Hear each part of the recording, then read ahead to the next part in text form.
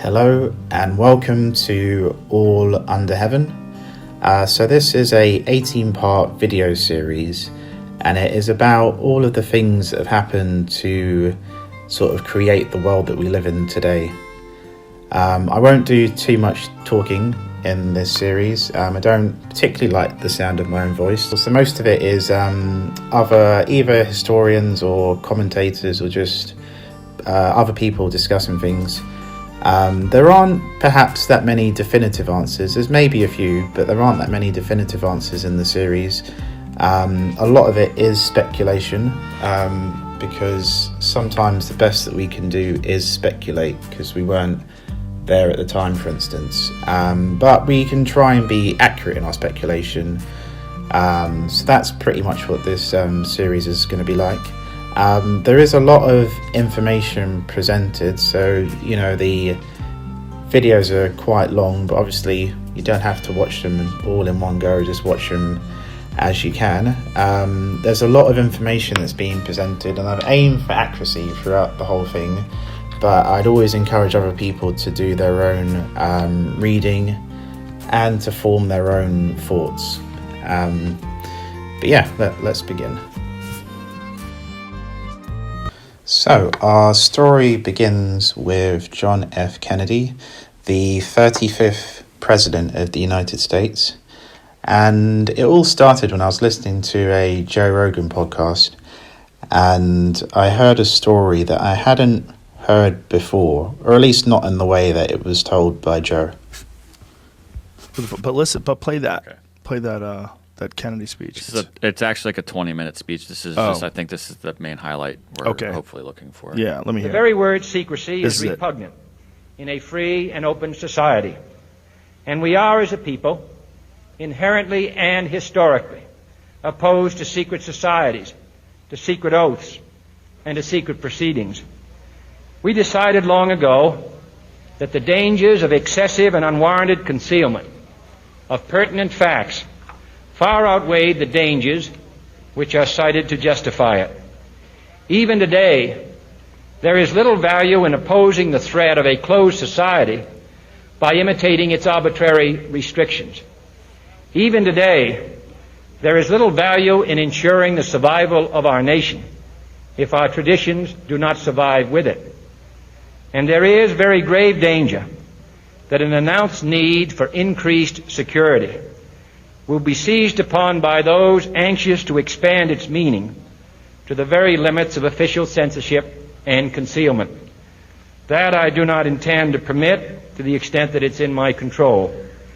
And no official of my administration, whether his rank is high or low, civilian or military, should interpret my words here tonight as an excuse to censor the news, to stifle dissent, to cover up our mistakes, or to withhold from the press and the public the facts they deserve to know.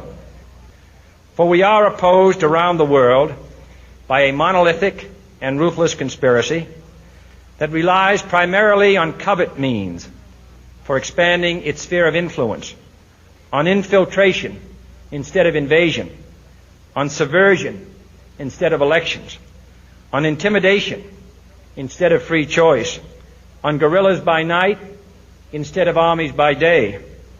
It is a system which has conscripted vast human and material resources into the building of a tightly knit, highly efficient machine that combines military, diplomatic, intelligence, economic, scientific, and political operations.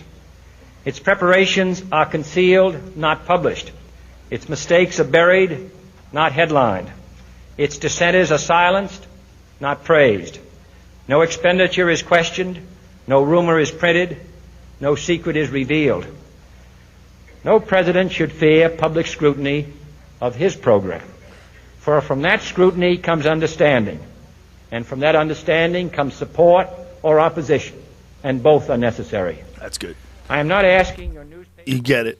Wow. Crazy, right? Yeah. Now, if you had just heard that, if someone else was saying that instead of Kennedy, if someone else is saying those very things in front of you about how they have an open budget, Their findings are all concealed. They're a tightly knit group that combines the military and science and all. You'd be like, what? Yeah. Are you on Sam Tripoli's podcast this week? Are you on Tinfoil Hat? What are you doing with this wacky thought? What do you think? Wouldn't think that would be the president. He's talking about secret society. He's talking about the military-industrial complex.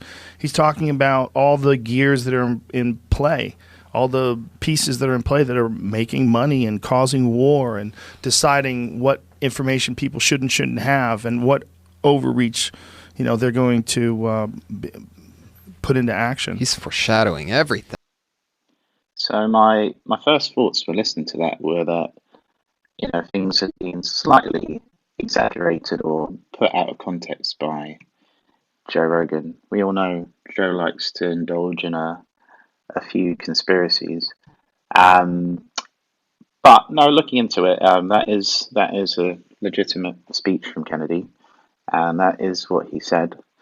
I do want to say a lot of the videos in this entire series have been shortened, but nothing has been taken out of context. It's just been shortened just to save time because there's a lot of content to go through. So there's a lot of other authors, other people who have kind of supported what Kennedy has said, and I'm just going to show you a bit of that now. In the immediate aftermath of the assassination of President John F. Kennedy, the American government came to the conclusion that a lone gunman had changed the course of human history by killing the most powerful man in the world with 3 rifle shots fired from the elevated window of an office building. And for half a century, they have stuck rigidly to this fabrication, while critics, scientists, playwrights and poets have produced books and essays and films to prove beyond any shadow of a doubt that this version of our Western history is a physical impossibility. Over and over again, we have been told that this man did it, by himself. He didn't have any help, and he did it because he was a lonely madman and a communist to boot.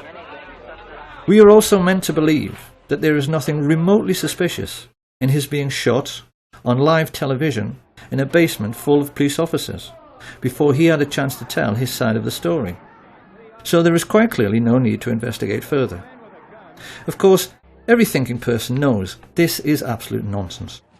And being nonsensical, it naturally leads thinking people to ask some very important questions, like, why did the American government come up with such a lame and improbable scenario to account for what had happened? And then why did they stick with it so dogmatically for so many years afterwards? Exactly what and who are they protecting? And how can it be that even such venerable institutions as the BBC have played along with this charade in the intervening decades? We now know that there were actually 8 riflemen firing at the president on that day. We know where they were located in Dealey Plaza, and we know their names. However, those with sharp eyes will already be asking themselves why we were only showing the location of 6 assassins in this schematic. We're doing this because any casual onlooker who happened to be in Dealey Plaza at 12:29 on November 22nd, 1963, might well have caught sight of these 6. Many people did. Witnesses like Arnold Rowland, Richard Randolph Carr, Lee Bowers, Amos Hewins, Mary Morman, they all gave precise descriptions of men they observed in the windows of the book depository and on the famous grassy knoll.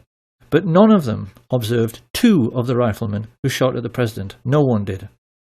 And the reason why no one did is itself the key to the mystery. However, the riflemen who took part in the assassination were not as important to an understanding of what the Kennedy assassination was really all about as were a group of 20 men who had gathered together the night before at the home of Dallas oil millionaire Clint Murchison. These men were a much more important part of the story than the assassins themselves because they hired the 8 snipers and paid them. We even know how much they paid them. So who were these men? What brought them together to orchestrate such a foul and despicable deed? Why did they, and more importantly those who came after them, cover up the crime with such ruthless brutality for so long afterwards? And how can it be that these men and what they stood for has left an indelible legacy which still influences our daily lives right up to the present day. To answer these questions, we must inevitably step back into history, and most people will not like this very much, because most people have very little interest in history. This, however, is going to be a history lesson, quite unlike anything that anyone has ever heard. It certainly will be nothing like what we are taught in school. Some very bold statements there from Francis Connolly. There is a version of history of the last 100 years which we all kind of know and were taught. And there is kind of an unspoken history, which he's about to talk about now. It's not for me to say which is correct, but I do believe it's important that we listen to both. And yet it begins with a name which most people have heard, but probably won't be able to place. The name of E.H. Harriman. Who was E.H. Harriman? Dynamite's ready, Butch. Mr. E.H. Harriman himself, he had the confidence of... Open the door or that's it! You think E.H. Harriman would get himself killed for you? Woodcock? I worked for Mr. E.H. Harriman on the Union Pacific Railroad, and he entrusted me. I'm sure Americans in particular will be amused to learn that Edward Henry Harriman was actually a real historical figure. This man was one of America's first industrial giants, and like the Rockefellers in oil and the Carnegies in steel, he got his start by borrowing money from the Rothschilds, of whom we'll hear more later, to create a monopoly for his own business, which was railroads. He was the 19th century railroad king. It was a monopoly which wouldn't be allowed today, and it helped in turn to create the Rockefeller oil monopoly. And this gave America's first industrial giants colossal power. These were the first people in human history, we mustn't forget, whose businesses were worth more than most countries. People whose fortunes dwarfed anything that the Caesars or the Tudors or the Medici ever dreamed of.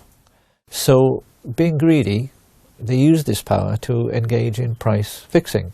Naturally, they formed a cartel. Their attitude was that they could charge whatever they liked for steel and oil and transporting goods on the railways. They knew that all American business was dependent on them, and they'd made sure there was no competition.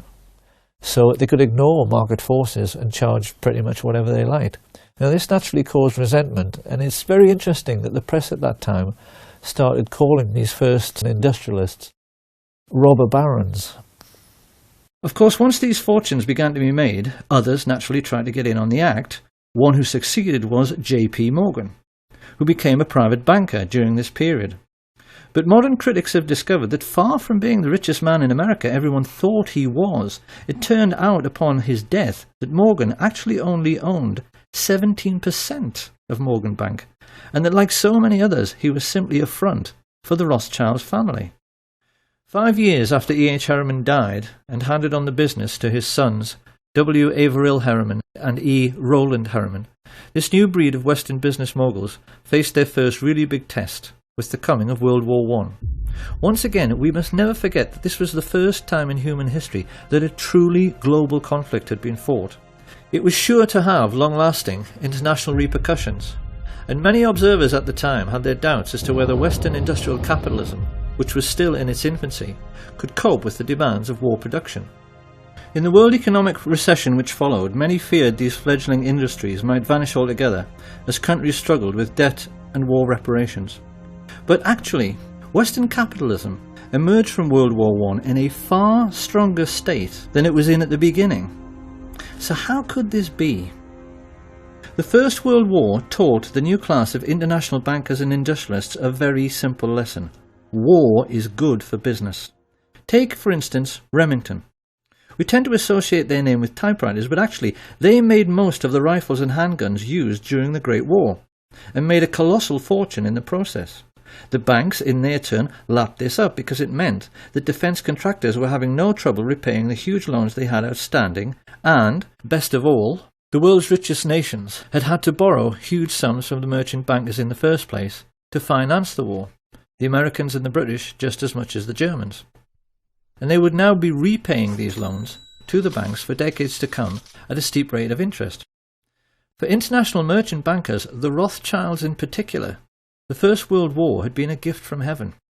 And people watching this should ask themselves a simple question before passing judgment. Supposing you were in business during that war and the contract you had with the government to supply the troops with tin hats or boots or uniforms or gunpowder was netting you millions every year in profit. And then one day the war ended and your money stopped completely. What do you think your attitude to war might be? That war was good for business was not the only lesson the ruling classes learned during this period. The Russian Revolution of 1917 terrified rich people all over the world. Watching Lenin and Trotsky taking over such a vast area of the globe, the kings and queens of Europe's tiny sovereign states in particular became extremely nervous. The question on all their minds was, supposing the communist success in Russia should inspire their own working class to rise in revolt. Many of the crowned heads of Europe, like England's George V, had been related to Tsar Nicholas, and the brutal execution of the Tsar and his family, particularly the bayoneting of his young daughters, sent a shockwave through the upper classes of every nation. Did a similar fate lie in store for the royal families of Holland, Sweden, Spain and England? This question was lying heavily on the thoughts of the elite when the First World War ended in 1918, and it had the effect of focusing the minds of the bankers and industrialists on the question of what to do for best with a defeated and dilapidated Germany. The population were poor, penniless and worn out, yet the German economy still contained some of the most sophisticated and expensive industrial stock on the planet. Supposing, as the world's first international businessmen, they could get their hands on Germany's steel mills, her coal mines, her factories, ports, and her shipbuilding industry. Over the years, certain names have become very familiar to those who maintain an interest in the Kennedy assassination. None more so than Allen Dulles, whom Kennedy fired after the Bay of Pigs disaster, and yet later he somehow managed to chair the Warren Commission, which was supposed to be investigating Kennedy's death. Something few people know, however, is that Dulles and his older brother John Foster Dulles wrote the Treaty of Versailles. They were both lawyers of Sullivan and Cromwell, and it was largely they who decided that the German people must pay war reparations totaling 135 billion marks. A mind-boggling sum at that time, which today translates into 250 trillion. When this was announced, the legendary UK economist J. Maynard Keynes maintained it was a ludicrous sum, and he did a swift calculation from which he reasoned that it would take Germany until 1988, 60 years hard labour, to pay it off. But it didn't. So why? Maynard Keynes sensed that the Dulles brothers were trying quite deliberately to sabotage the German economy, and they succeeded. As mass unemployment led to hyperinflation, the famous stories of people papering their walls with worthless Reichsmarks and handing over their life savings for a loaf of bread soon followed. Inflation is truly a scary thing, let alone hyperinflation. But anyway, as the story goes, with sort of German investors on their knees, these elites, these American industrialists moved in and started buying up stocks in German industry at a knockdown price. Now, why did they do this? The cynical mind would say to make a buck, but it really wasn't that simple. What they wanted was to make Germany strong again so that she would become a bulwark against Soviet communism. Germany was fighting for its life. Certain measures were needed to protect it from its enemies. I cannot say that I am sorry we applied those measures. We were a bulwark against Bolshevism. We were a pillar of Western culture. A bulwark and a pillar the West may yet wish to retain.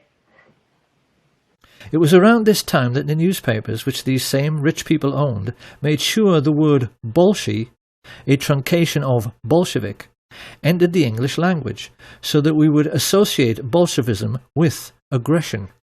And it was with these subtle and not so subtle methods that the international elite began to shape our destiny for the remainder of the 20th century. The intellectuals of the period were furious.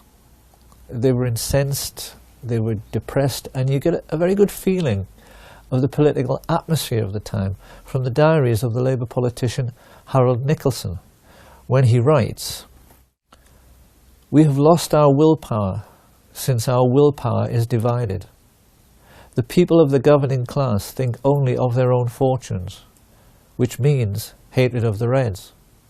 Our class interests cut across our national interests, and I go to bed in gloom." With such heavy investment coming into the country, particularly from America and Britain, Germany began to recover very rapidly. And then the new class of international financiers began searching around for a homegrown, authoritarian political movement they could support.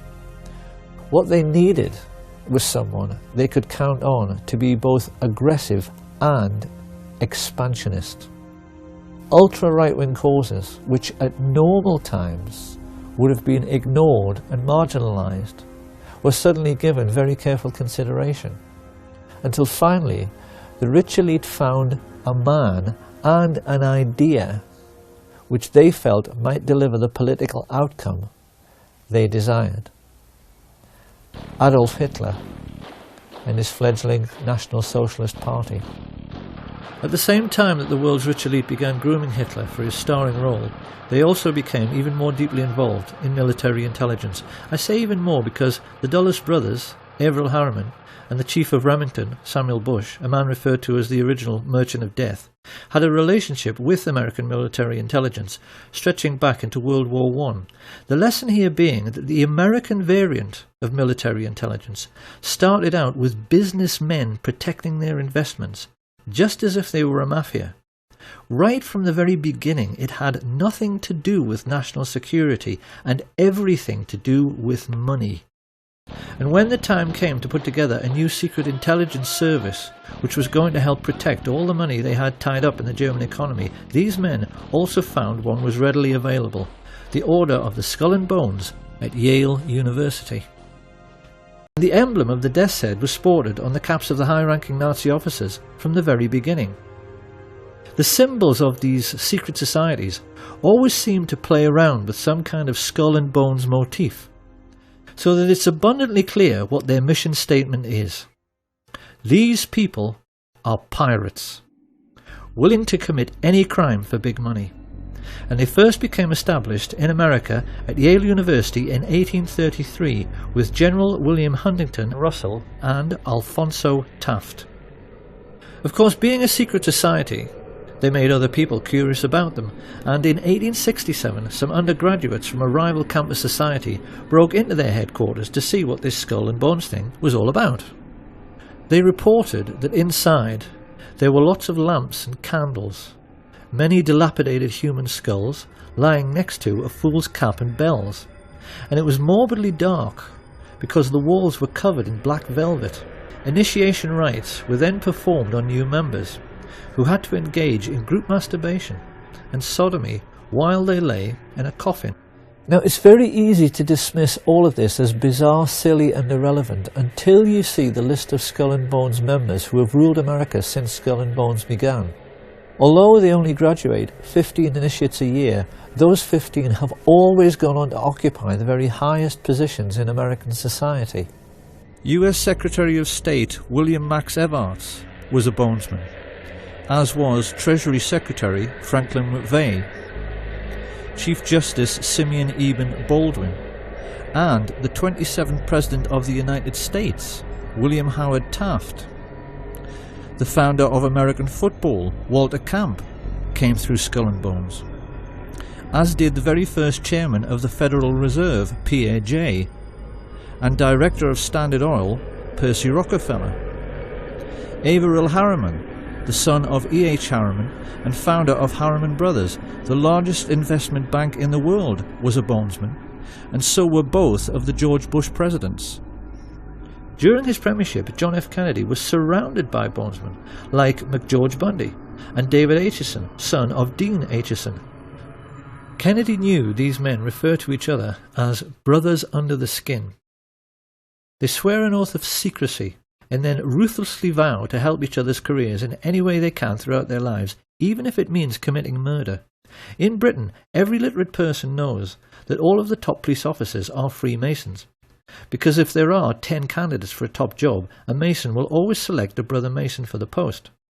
Skull and Bones works the same way, and JFK took this problem so seriously that he even made speeches warning America about the danger of secret societies.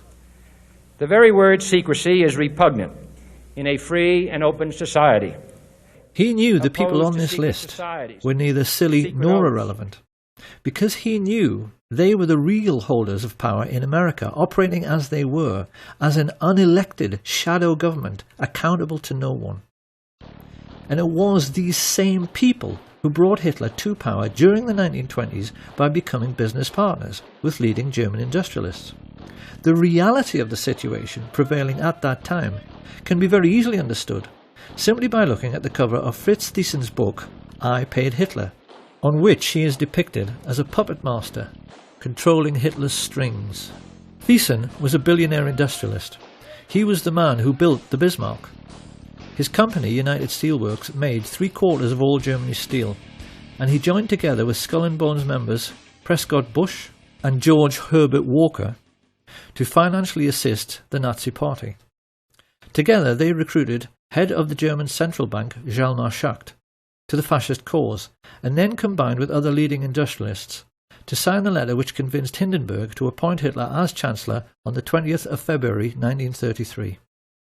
Had anyone inquired around this time about the postal address of the Nazi Party, they could legitimately have been told that it was 39 Broadway, Manhattan, New York, because this was where Averell Harriman, Prescott Bush and George Herbert Walker kept their office.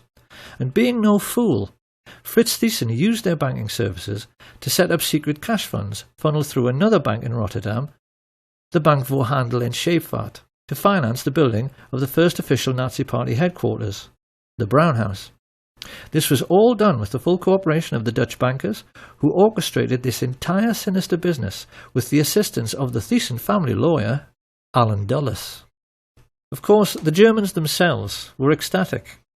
We've all seen the newsreels from that time in which they are stomping around in their jackboots, acting like a master race, because they had swallowed the propaganda that they were being led to glory by a Superman who had rebuilt the economy and Germany's infrastructure all by himself. This was a lie. Hitler didn't have any money. You can only build autobahns with one thing: capital investment, and that investment came mainly from America. The Nazis were also given a lot of help from the City of London, help which came mainly in the shape of Sir Montague Collet Norman, Governor of the Bank of England. Norman was connected to Bush and Walker through the merger of Harriman's with the Brown Brothers, who traded in London as Brown Shipley, hence Brown Brothers Harriman. The people behind this multinational investment bank had a long-standing racial tradition. Few British people at the time were aware that they only enjoyed relatively cheap clothing, because it was all made from slave cotton brought from America on the Brown Brothers ships and sold to British mill owners. Montague Norman was heir to this colossal Brown Brothers fortune. As the de facto head of world banking, he made no secret of his only being interested in the richest 1% of people. And even as the newspapers began to fill with stories of Nazi concentration camps, he still declared himself to be Hitler's most avid supporter. "We must lend Nazi Germany 90 million marks," he declared. "It may never be repaid, but it will be less of a loss than the fall of Nazism." One might have thought Sir Montague's close personal friends, the royal family, would have been outraged by his comments. Nothing could be further from the truth. It is part of the remit of this film to try and make people aware of the tricks the rich play in order to control how we think. George Orwell once said that the ruling class in every age have tried to impose a false view of the world upon their followers. And there's no better example than the way in which the British have been duped into believing that their royal family are called Windsor and descend from English kings like Henry VIII. The British royal family are, actually, German, and their real name is Saxe-Coburg-Gotha. They only changed it to Windsor after Windsor Castle in 1917 to hide the fact that they were German during the First World War. Prince Harry, in honour of his German roots, has been known to dress as a Nazi on several occasions. Dozens of critics have pointed out that the Duke of Edinburgh's brother was the head of the Nazi SS. And King Edward VIII, before he abdicated to marry the American divorcee Wallis Simpson, visited Hitler to make it abundantly clear to the whole world that he too was a Nazi. He even signed his name Herzog von Windsor. Thinking people during this period realised that this whole thing with kissing up to the Führer somehow transcended national boundaries. The rich people from the most diverse countries had bonded together because they all shared a common goal. The kings and the queens and the international bankers and industrialists wanted to make certain communism could never succeed. They were determined they weren't going to finish up like the Russian royal family, and they were determined to hang on to their money. They were much more afraid of the ordinary working people in their own countries than they were of fascist Germany. And this prevailing sentiment amongst the world's ruling class led America's elite to attempt a fascist coup d'etat in 1934. I hope it will be plain to people by now that Hitler's economic miracle is the greatest myth in human history. There was no economic miracle. There are no miracles. And if there are, why can't the Germans do it all again now? Hitler and the Nazis were 100% completely and utterly set up and made it into what they were by the international banking community and the international crony capitalists, including those in America. 100% documentable and on the record. You can look at all of the various connections, and they're deep and multiplicitous. So throughout the 1930s, after the collapse of the banking system, the Weimar hyperinflation cycle, the rise of the Nazis, there's this myth that the neo-Nazis put out there that, oh, Germany turned it around by turning to National Socialism, and they cleaned up their banking and they kicked out the Rothschilds, and suddenly they had a vibrant economy, which again is total bunk. Their economy was 100% supported by Wall Street and the Wall Street cronies, including Standard Oil in cooperation with IG Farben, which created the synthetic oil without which the German military literally could not have functioned. You have Ford, you have General Electric, you have DuPont, all of those companies in there with their production facilities, with the American loans and funding flowing into them, IBM and the Hollerith machines, all of those connections 100% firmly embedded in Germany. And then, as Anthony Sutton has talked about, and again, you have to read Wall Street and the Rise of Hitler for all of the deep connections that he uncovered, but including, of course, things like, the plants and factories of these American corporations in Germany were specifically not bombed during the saturation bombing of Germany. So you had, for example, the General Electric plants, one of them completely unscathed. Several of the others had minor shrapnel damage and windows blown out and the like from bombing going on around them.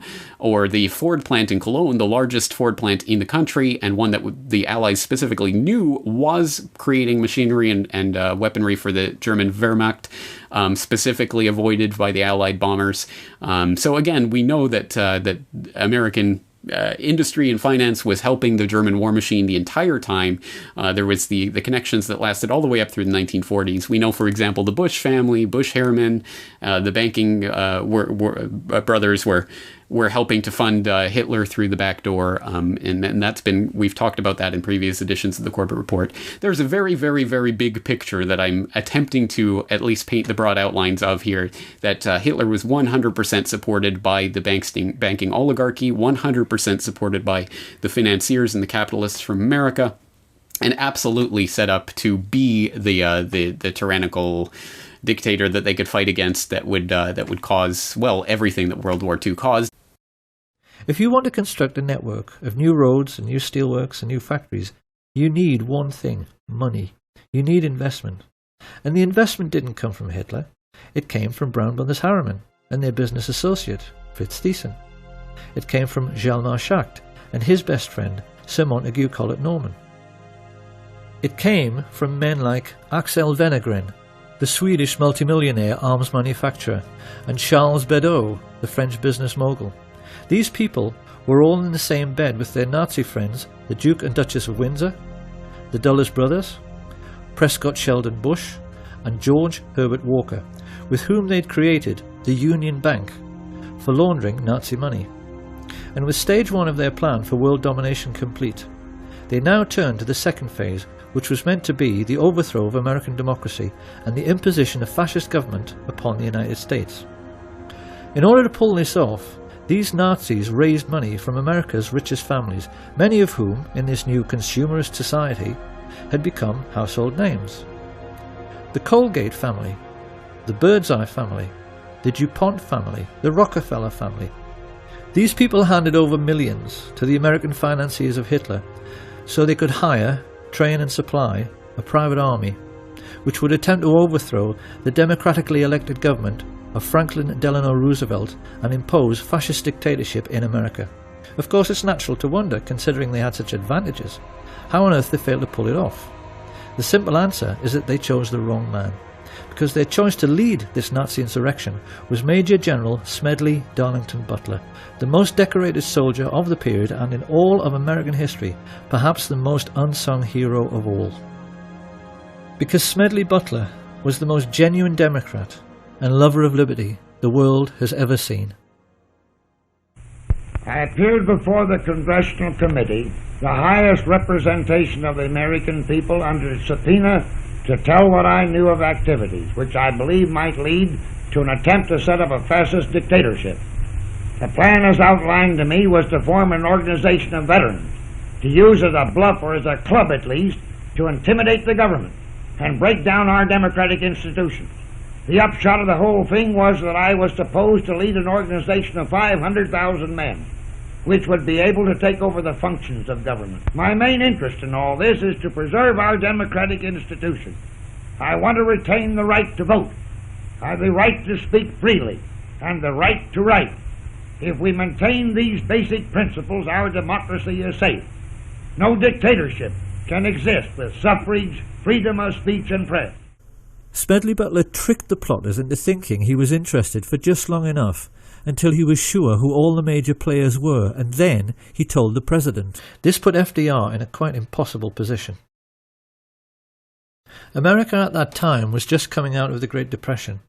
The last thing he wanted was to cause another economic downturn, and he feared that if he scooped up all the leading bankers and captains of industry in the United States and threw them all in jail, the country just might fall apart. So what could he do?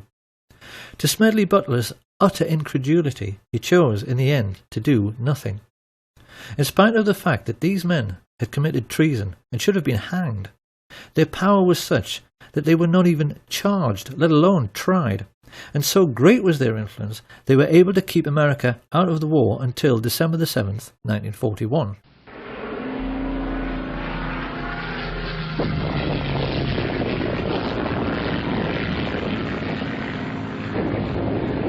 With the Japanese attack on Pearl Harbor, Roosevelt finally realized he had to do something.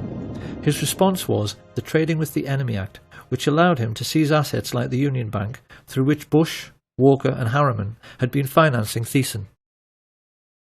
Roosevelt didn't realize, however, that it was already a case of too little, too late. Because without his knowledge, American business moguls had been tumbling over one another for 2 years in their efforts to assist and do business with the Hitler regime. Typical of this American spirit of enterprise was Sosthenes Ben, the president of AT&T, who flew immediately to Berlin when war was declared to put in Hitler's phone lines. He gave the Nazis the most high-tech, state-of-the-art telecommunications system in the world at that time, so that Hitler could rule the European mainland with the maximum efficiency. Rich men have been hiring thugs to do their dirty work, especially to frighten people, since human civilization began. What people have to try to appreciate is that Nazism, in reality, was simply the first time in human history that the rich had enough wealth to hire an entire country of thugs to do their dirty work.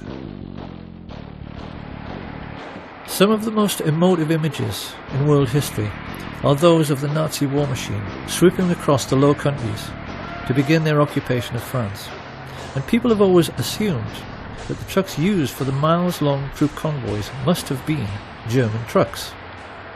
But if anyone at that time had taken the trouble to lift up the cowling and look at the engine, they would have found these were actually Ford trucks, which had been built with personal permission from Henry Ford, who was sitting in his office 4,000 miles away in Dearborn, Michigan, a service for which he was given the Grand Cross of the Eagle, the highest honor the Nazis ever bestowed on a civilian.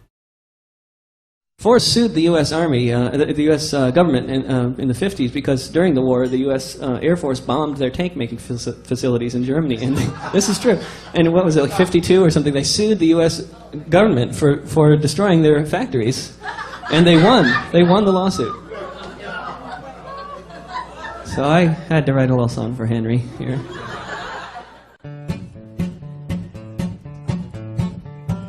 Ford built tanks for the Nazis, and the Nazis used those tanks to gun down lots of soldiers in the U.S. Army ranks. Yes, Henry Ford was a fascist, and a nasty one was he. He built tanks for anyone for the proper fee. Hitler so admired Henry Ford, he kept a life-size portrait of him on the wall next to his desk, and even his legendary Panzer tanks were tainted by these sorts of practices, because they were made by I.G. Farben, who had entered into a cartel with the Rockefellers' Standard Oil. The government in Washington knew all about this, and largely did nothing. Licensing arrangements for trading with the enemy in wartime were issued without any fuss, even to the extent that after the occupation of France, the Chase and Morgan banks in Paris simply carried on doing business as usual.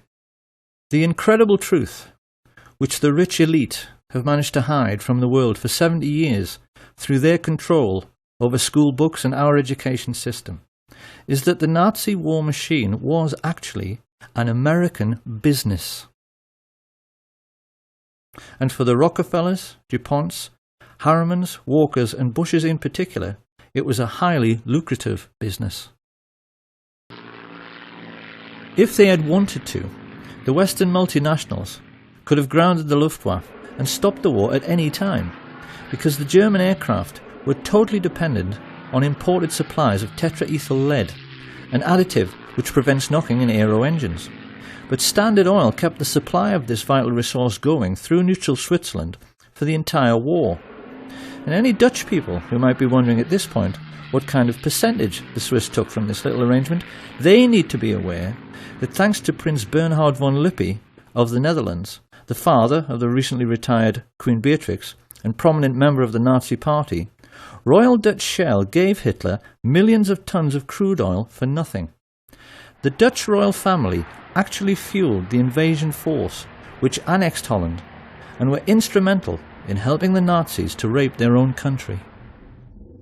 It shouldn't come as any great surprise that George Herbert Walker's family were slave owners on the cotton plantations of 1930s America. Walker was used to organizing slave labor. So while his business associate, Averell Harriman, was paying for Hitler's 500,000 SS troops and supplying them all with brand new Thompson submachine guns, because he did, Walker took over the management of this new Polish concentration camp. And when his Nazi friends started complaining that they couldn't pronounce the name Auschwitzim any better than I can, they all got together and decided they had better Germanize the name into something which sat more comfortably on Nazi tongues. It was in this way that the world first heard of Auschwitz. Because the truth about Auschwitz and the entire Nazi war machine is that they were essentially no different to McDonald's. They were American business enterprises abroad, businesses which the richest European families invested in, and businesses which, because of slave labour, made obscene profits, which Prescott Sheldon Bush took and placed in a blind trust, which later financed a Bush political dynasty which produced two presidents of the United States, his son, George Herbert Walker Bush, and his grandson, George Walker Bush. This picture of the railway leading into Auschwitz has, since World War II, become the iconic image of the Holocaust. To us it now represents something like the gate to hell. But how differently, one wonders, would we have looked at this image all of our lives if we had always known that this railway line was an American railway line, laid by the Harriman brothers on behalf of Uncle Sam. The Standard Oil IG Farben cartel even made the Zyklon B gas for the Jewish Holocaust. Now, anyone who at this point is thinking that all this simply cannot be true, because if it was, someone would have sued, well, someone did. This information came into the public domain because of a Dutch intelligence agent who was so disgusted when he found all of this out, he leaked it to the press, as a result of which two very senior Jewish gentlemen, Kurt Julius Goldstein and Peter Gingold, filed suit against the American government. Of course, the more discriminating among us will now be asking how it can be that this story went completely unreported in the mainstream media.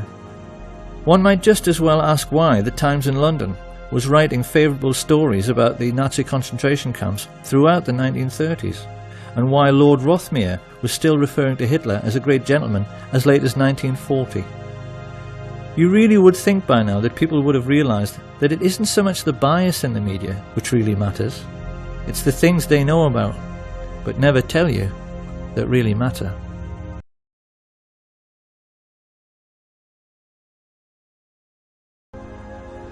Now, it's very easy to imagine what the response of a conservative politician, American or British, would be to all of this. If all of this is true, he's bound to ask why nobody said a word about American industrialists building Hitler's war machine at the Nuremberg trials. How come it never got mentioned? Where's the responsibility of the Vatican, who signed in 1933 the Concordat with Hitler, giving him his first tremendous prestige? Are we now to find the Vatican guilty? Where's the responsibility of the world leader Winston Churchill, who said in an open letter to the London Times in 1938, 1938, Your Honor, were England to suffer national disaster, I should pray to God to send a man of the strength of mind and will of an Adolf Hitler. Are we now to find Winston Churchill guilty?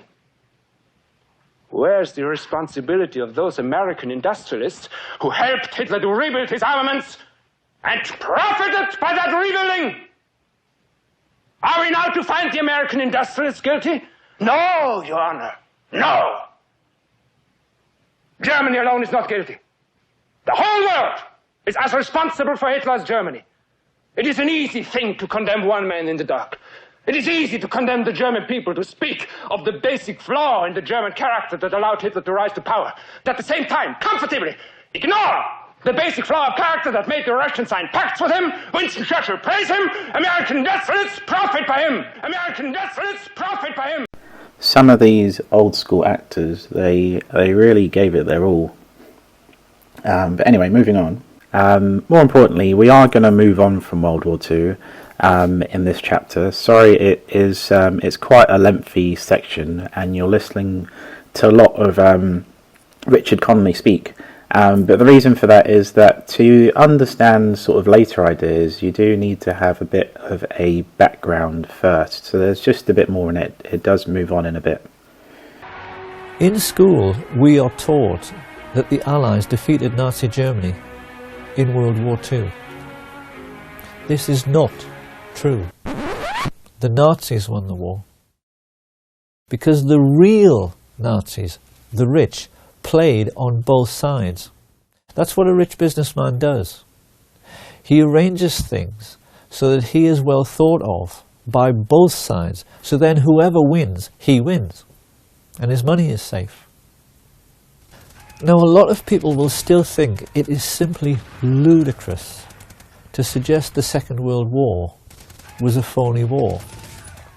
They are bound to say that no one who was there at the time thought it was a phony war. Really? A new baby, 200 gross of buckles, unlimited petrol, and all the whiskey you want. You're sitting pretty, aren't you, Holden? Yes, it is a lovely war. Well, wouldn't you if you were in my place? Wouldn't everybody? Doesn't everybody? The war's a blasted phony anyway. I'm a bit tired of that. Tired of what? This phony war business. Well, isn't it? No, it's not. I've just come out of hospital after 10 days in an open boat off the Faroes, and I'm sick and tired of blokes like you with soft jobs ashore. Come outside. Now, don't be silly. I've lost 2 fingers off that hand, but I'm going to take you outside and knock your block off with my right. Ah, take it easy. There's no need for that. I'm sorry, I apologize. I'll come outside if you insist. That won't do any good. It's not his fault. the fault of all of us. You make me sick. All of you. It may be a phony war to you, but it's not to all the boys at sea. It never has been.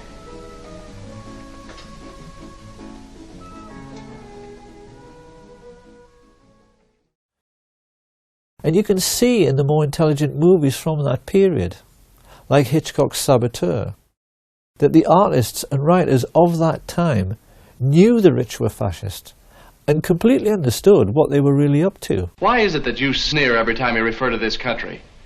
You've done pretty well here. I don't get it. No, you wouldn't. You're one of the ardent believers, a good American. Oh, there are millions like you. People that plod along without asking questions. I hate to use the word stupid, but it seems to be the only one that applies. The great masses, the moron millions. Well, there are a few of us who are unwilling to just troop along. A few of us who are clever enough to see that there's much more to be done than just live small, complacent lives. A few of us in America who desire a more profitable type of government. When you think about it, Mr. Kane, the competence of totalitarian nations is much higher than ours. They get things done. Yeah, they get things done. They bomb cities, sink ships, torture and murder so you and your friends can eat off of gold plate. It's a great philosophy. I neither intend to be bombed nor sunk, Mr. Kane. That's why I'm leaving now. And if things don't go right for you, if we should win, then I'll come back. Perhaps I can get what I want then. Power. Yes. I want that as much as you want your comfort or your job or that girl. We all have different tastes, as you can see. Only I'm willing to back my tastes with the necessary force. It's definitely an interesting concept that there can be more to war than what appears on the surface. I think about every war film I've seen, and it almost always shows a strong German war machine that's almost evil and hell-bent on seizing Europe. But it never really discusses how that war machine was built or the outside interests. I don't think I've ever seen that in a film before. It's also interesting when you think about war just on an individual level, that you could have, for instance, in World War II, you could have an English baker and a German baker, just for instance, lining up to fight each other, when normally they would be concerned about how to bake the best bread, how to raise their families, how to price their bread correctly to make enough profit, etc. And yet they're lining up to take each other's lives when really they probably have a lot in common. And they're doing that because they've been told, this is right and proper and this is in the best interest of your country. But what does that mean to be in the best interest of your country if it's not in your best interests? It's that age-old question whether it's good and honourable to die for your country. Ultimately, this series, it's not really to it won't really provide, like I said, many definitive answers. Maybe a few, but maybe not many. But it's more to provoke thought. Anyway, let's continue. Lucky Luciano was deported after being released from jail, and having found a kindred spirit in another secret organisation, the newly created Central Intelligence Agency, he was then able to combine the activities of organised crime, particularly international drug running, with smuggling of American-made weapons. This unholy alliance gave the world its first ever pirates who flew aeroplanes. That's what these people became. Pirates with aeroplanes. The CIA became the world's primary import-exporter of narcotics, and used the colossal profits to fuel wars around the world, thereby enabling their friends in the military-industrial complex to sell yet more weapons. Under the disguise of liberal democracy, these men, who had financed Hitler, became the enemies of liberty and democracy on a planet-wide basis. And as if to underline their Nazi credentials, they also hired all of the former German Nazi intelligence officers, like Reinhard Gehlen, who were out of a job at the end of the war and brought them into the fold at the beginning of the Cold War, even though they were perfectly well aware that these men had committed genocide and should have been prosecuted as war criminals. Their attitude, quite clearly, was that as they had paid for Nazi Germany, they were entitled to pick over its carcass in any way they chose. This was yet another political catastrophe for the United States, because these were the people who put together the notorious Operation Paperclip, which rounded up all of the Nazi rocket scientists, like Werner von Braun, and put them to work for their new American Nazi owners to give them, for the first time in human history, ICBMs with nuclear warheads. They became the first men ever to have the power to destroy the whole world at the touch of a button, and it was clear to many observers at the time that it all rather went to their heads. I can no longer sit back and allow communist infiltration, communist indoctrination, communist subversion, and the international communist conspiracy to sap and impurify all of our precious bodily fluids. They saw themselves as giants, who were looking down and laughing upon this planet of tiny fools who were stupid enough to go on and on killing each other while they sold arms to both sides throughout the Second World War. Focke-Wulf aeroplanes, which bombed American soldiers, were manufactured by IT&T. Allied sailors were drowning in a freezing North Atlantic because their convoys were sunk by guns of Nazi battleships, which swiveled on American-made ball bearings. American soldiers were crushed under the wheels of tanks and trucks made by Henry Ford and John Rockefeller, and gassed to death by the same people. Sam Giancana took the trouble to explain how this cynical process worked by composing just one terse, simple sentence, which his brother wrote down for posterity. "People give their lives," he said, "just so a few fat cats can make a killing." And this was precisely what Smedley Butler had tried to explain to the world with his book, War is Just a Racket. At the war's end, the rich elite found fortune continuing to smile on them. Firstly, they were able to control the utter farce of the Nuremberg trials, which should have hanged every single American merchant banker and leading industrialist. As it was, their contribution to World War II remained hidden from public scrutiny, and they were even allowed to gerrymander light sentences for their German Nazi friends, like Hjalmar Schacht, who got off with just a few years and later retired as a billionaire. But best of all was that the one man who might have been a check to their power passed away as soon as the war was over. And with President Roosevelt gone, and their first Nazi glove puppet Hitler also deceased, it became necessary for Prescott Bush to find another young politician to sponsor. In true American fashion, he decided to advertise. He placed an ad in the LA Times which candidly explained that a group of rich businessmen was seeking a young, ambitious, immoral and most definitely malleable politician who might one day run for president. The ad was deliberately worded in this cynical way because they knew that only an evil, slimy and completely incorrigible little creep would ever dream of applying for the position. That was what they wanted, and that was what they got, in the shape of a certain Richard Nixon. Here being congratulated on his success by his new master, Prescott Bush. And not long after this picture was taken in 1947, Nixon engaged the services of a Jewish gangster who was working for Sam Giancana called Jacob Rubenstein, a man whom the world would one day come to know as Jack Ruby. Having bought themselves a new political puppet, this nefarious band of 20th century robber barons now took stock of their situation. The Hitler Project, as this rich elite called it, could hardly have turned out very much better. Their businesses had made colossal profits. Prescott had got his Union Bank back. The communist menace they so wanted to contain had almost sunk back in the Middle Ages with the ravages of war. And best of all was that they had now achieved the very world domination which Hitler had dreamed about. They knew that in this new age of modern telecommunications and high-speed jet travel, they had become the first group of robber barons in human history to dominate the entire globe, because they realized there was now absolutely no one left who could stop them from doing whatever they wanted to do next.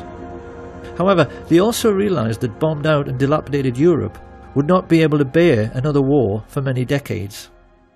This was why they now decided that their obscene business profits could only keep coming in if they moved their game of phony war into the Third World.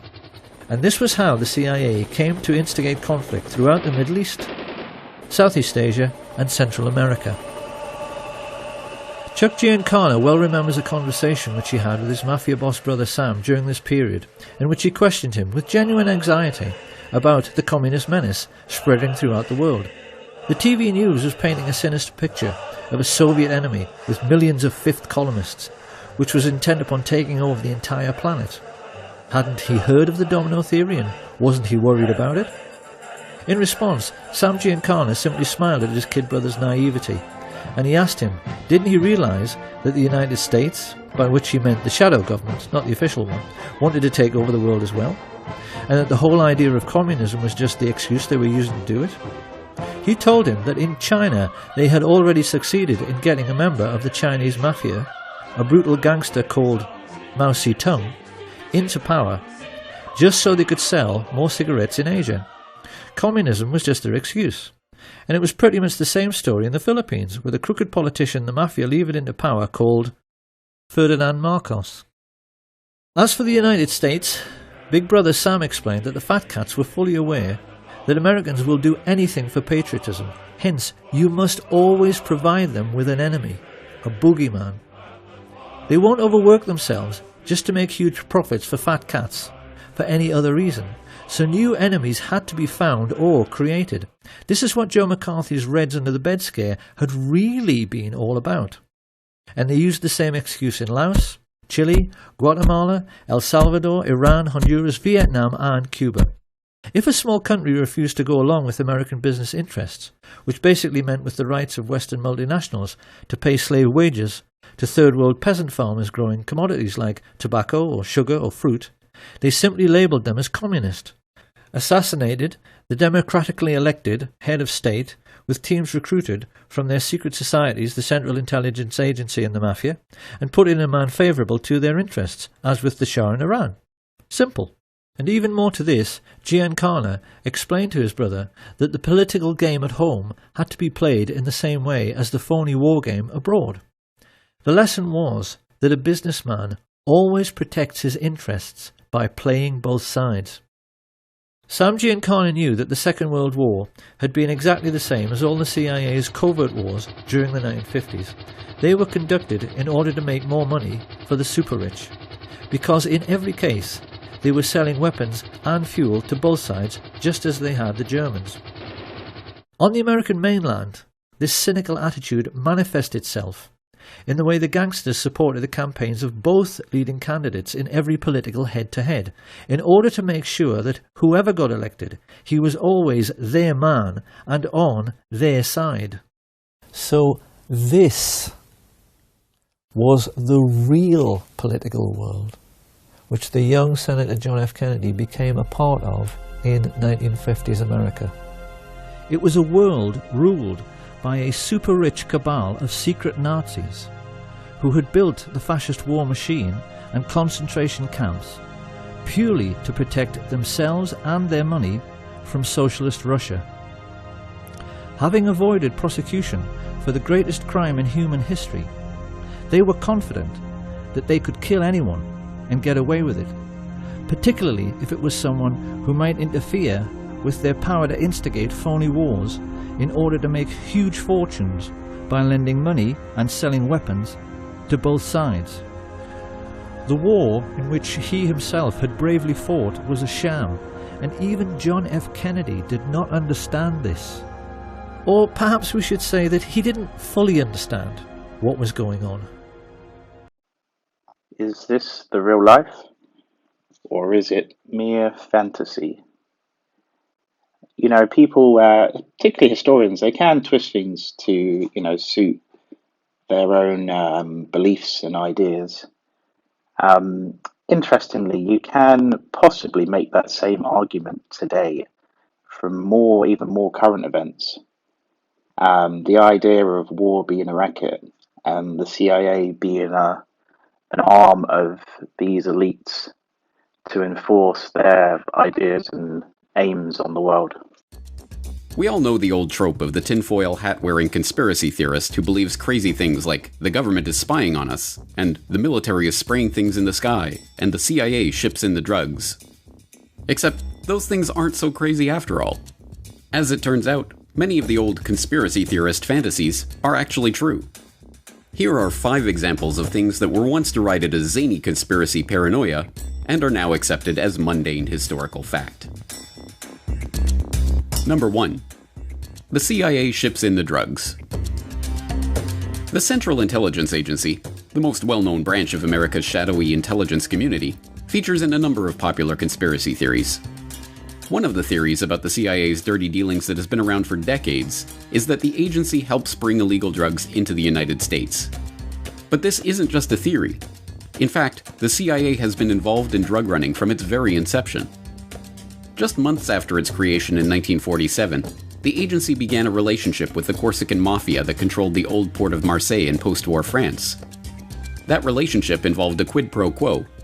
The CIA would protect the mafia if the mafia would keep the communists from taking control of the port. In this case, protecting the mafia meant protecting their most lucrative business, which just happened to be smuggling heroin into the United States.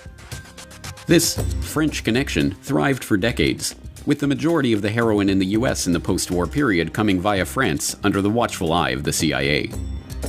From the Korean War to the Vietnam War and beyond, CIA-supported warlords used CIA-run airlines like Air America to ship heroin from the Golden Triangle at the borders of Thailand, Laos, and Myanmar. As even the New York Times reported, the agency prevented the Bureau of Narcotics and Dangerous Drugs from monitoring drug trafficking in the region. They even stopped an investigation into an Air America DC-3 loaded with heroin packed into boxes of Tide soap powder that had been seized on its way to the US. In the 1980s, yet more agency involvement in drug smuggling rings came to light. This time it was drug traffickers connected to the Contras in Nicaragua that received help from the agency. After the Contra-connected trafficking came to light, a Senate investigation headed by Senator John Kerry confirmed government complicity in the drug trade. As for the CIA, it's denied ever aiding or condoning drug smuggling. Reports were reaching the highest councils of our government, in the White House and in the Justice Department. There is no question of that. I can document that. The White House and Justice Department disputed Kerry's report at the time, but he still believes some government officials turned a blind eye towards drug dealing in the mid-1980s, after the time at the heart of Gary Webb stories. In the 1990s, award-winning journalist Gary Webb traced the Contra's CIA-protected backers to cocaine shipments into the US, and, ultimately, to the crack epidemic of the 1980s. Stories of CIA drug running continue to be covered up almost as quickly as they are exposed. From the CIA Beach 200 that was apprehended in Nicaragua with 1,100 kilos of cocaine, to the crash of a Grumman Gulfstream II that had been used for CIA rendition flights that was carrying 3.3 tons of Colombian cocaine. Then there's the CIA's relationship with Afghan drug warlord Ahmed Wali Karzai in Afghanistan, and the admission that the Sinaloa cartel was aided by US agencies, and the recent confession that famed Colombian drug king Pablo Escobar worked for the CIA. At this point, the fact that the Central Intelligence Agency has facilitated drug running into the United States is one of the worst-kept secrets in history. I will tell you, Director Deutsch, as a former Los Angeles police narcotics detective, that the agency has dealt drugs throughout this country for a long time. Number 3. Governments stage terror attacks. Over the last decade, internet conspiracy analysts have brought the term false flag to the public consciousness. In naval warfare, a false flag refers to an attack where a vessel flies a flag other than their true battle flag before engaging their enemy. It is a trick designed to deceive the enemy about the true nature and origin of an attack, and it has been used over and over by government after government for hundreds of years in order to motivate their people for war.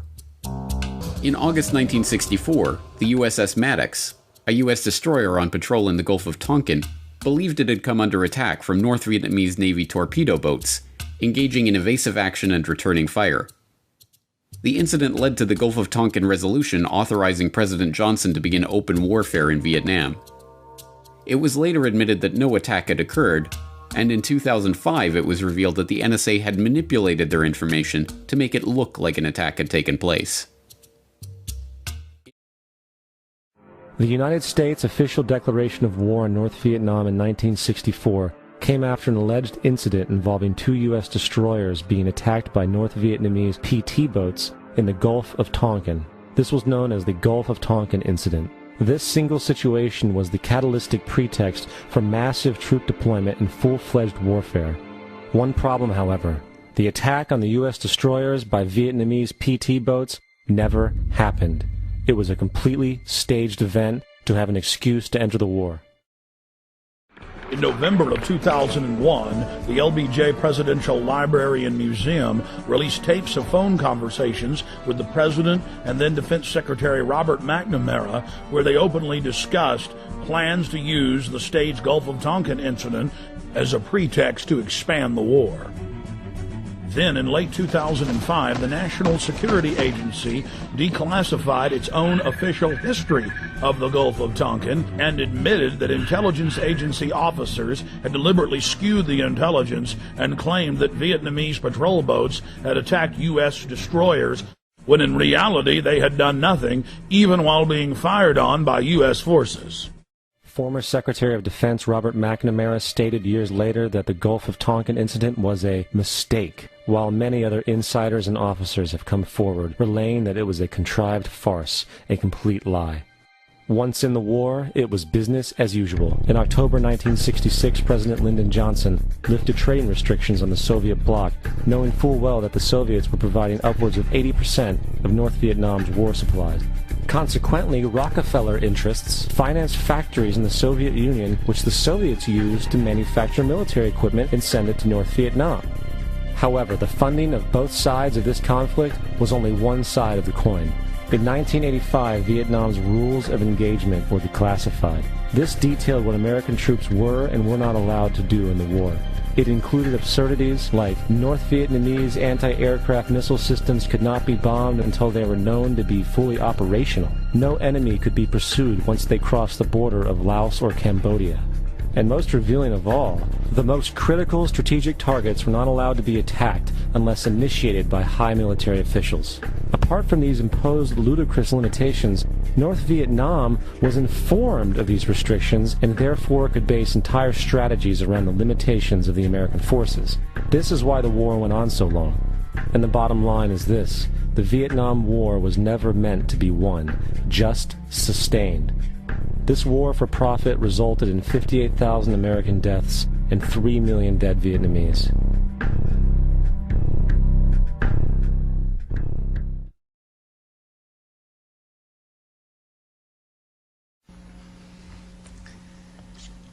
My fellow citizens, events in Iraq have now reached the final days of decision. For more than a decade, the United States and other nations have pursued patient and honorable efforts to disarm the Iraqi regime without war. That regime pledged to reveal and destroy all its weapons of mass destruction as a condition for ending the Persian Gulf War in 1991. Since then, the world has engaged in 12 years of diplomacy. We have passed more than a dozen resolutions in the United Nations Security Council. We have sent hundreds of weapons inspectors to oversee the disarmament of Iraq. Our good faith has not been returned. Saddam Hussein and his sons must leave Iraq within 48 hours. Their refusal to do so will result in military conflict, commenced at a time of our choosing. The tyrant will soon be gone. The day of your liberation is near. It is too late for Saddam Hussein to remain in power. It is not too late for the Iraqi military to act with honor and protect your country by permitting the peaceful entry of coalition forces to eliminate weapons of mass destruction.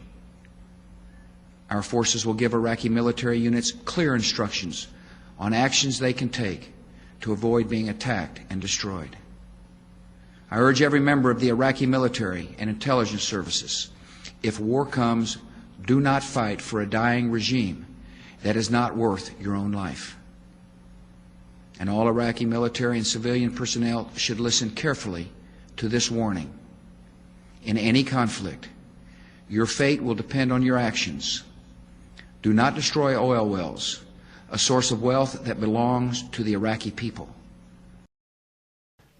It was the job of this unassuming committee to pass the definitive judgment on the most divisive British war of modern times, and the chairman delivered a central, damning verdict. We have concluded that the UK chose to join the invasion of Iraq before the peaceful options for disarmament had been exhausted. Military action at that time was not a last resort. Military action in Iraq might have been necessary at some point, but in March 2003, there was no imminent threat from Saddam Hussein. That war will always be his legacy. But what does the report say today on 3 specific questions? Did he do a secret deal with President Bush? At George Bush's Texas home in April 2002, the report says Tony Blair offered the president a partnership to deal urgently with Saddam Hussein, but it does not say there was any secret arrangement. Later that year, Tony Blair sent the president this note, kept classified until now, saying he would be with the president whatever. The report says that note made it very difficult for the UK to withdraw support for US action. Did he lie about weapons of mass destruction? The report says there's no evidence Number 10 improperly influenced the text of the infamous WMD dossier, so no sexing up. But when Tony Blair presented the information, for instance, to Parliament, his weapons of mass destruction programme is active, detailed and growing. It says he deliberately selected information to reflect what he believed rather than the intelligence judgments. Was the war legal? The report says it's not part of its brief to declare on the legality of the war, but it does say the way the Attorney General, Lord Goldsmith, decided it was legal was far from satisfactory. And it also says the way Britain abandoned a second UN resolution while pushing for war undermined the United Nations. In the absence of a majority in support of military action, we consider that the UK was in fact undermining the Security Council's authority. Today, an older and it seemed at times emotional Tony Blair went further than ever before in apologising for what happened. I feel deeply and sincerely, in a way that no words can properly convey.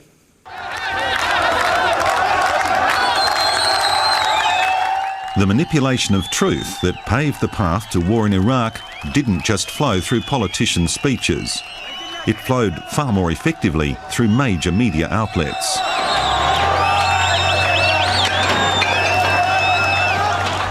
And this man was one of their key sources.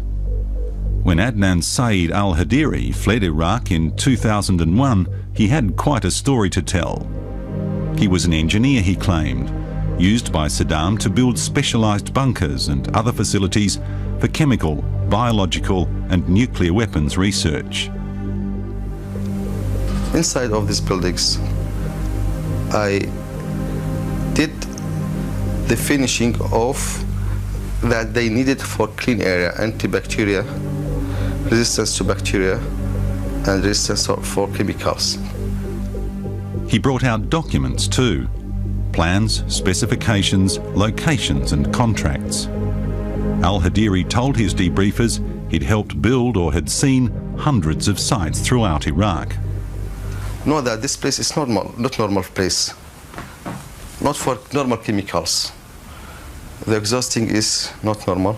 He calls himself Abu Muhammad. It's not his real name. He still fears the long arm of Saddam Hussein's military. Although al-Hadiri's claims would be widely circulated, the man himself was not made available to the media in general.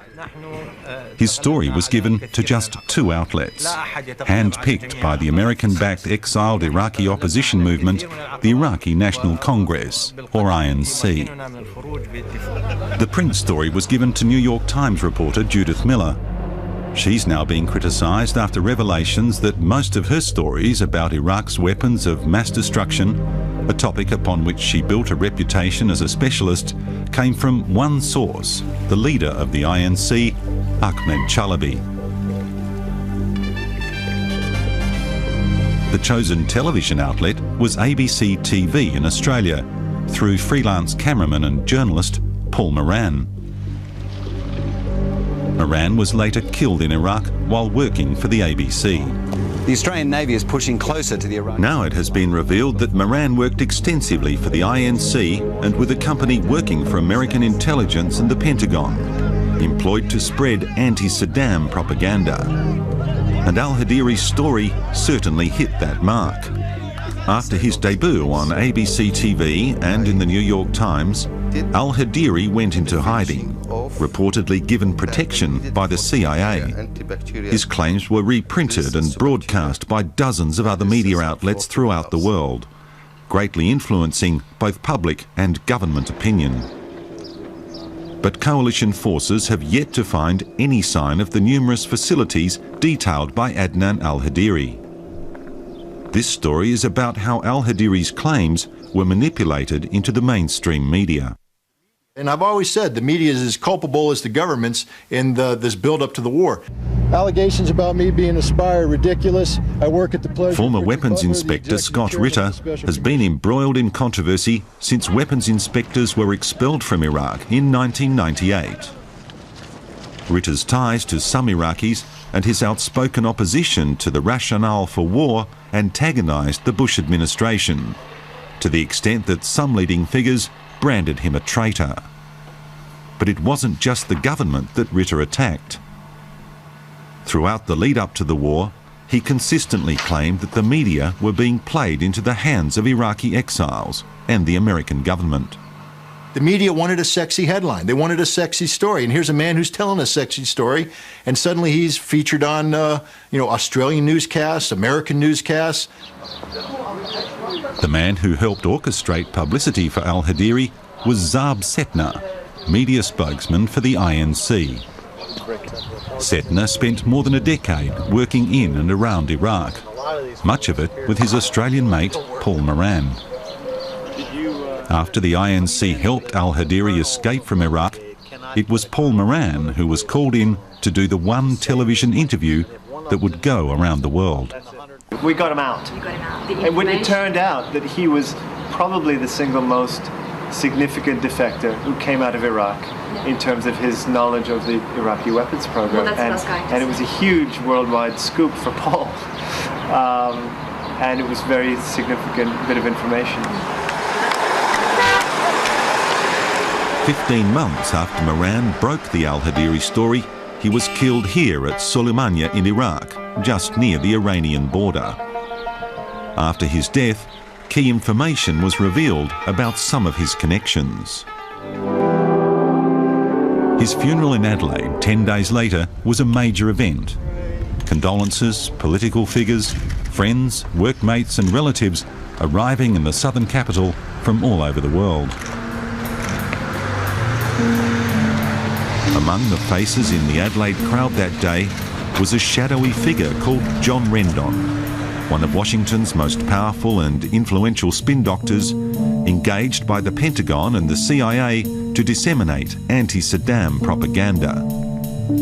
He'd found time at the height of the Iraqi campaign to attend a funeral half a world away. I think that on both a personal and professional level, Paul was deeply admired and loved by the people at the Rendon Group. John Rendon's Washington, D.C.-based Rendon Group boasts an extensive international client list, including several governments and connections that go to the very seat of the Bush administration's power. Many of the group's contracts are classified. Its public relations and media campaigns in 80 countries are both overt and covert. Rendon's work for the Pentagon and the CIA is estimated to have earned the company close to $200 million in US government contracts over the last decade. Paul Moran was one of the company's favourite foot soldiers, completing numerous media assignments for the group in several countries over the years, including Bosnia and the Middle East. The relationship began around the time of the First Gulf War.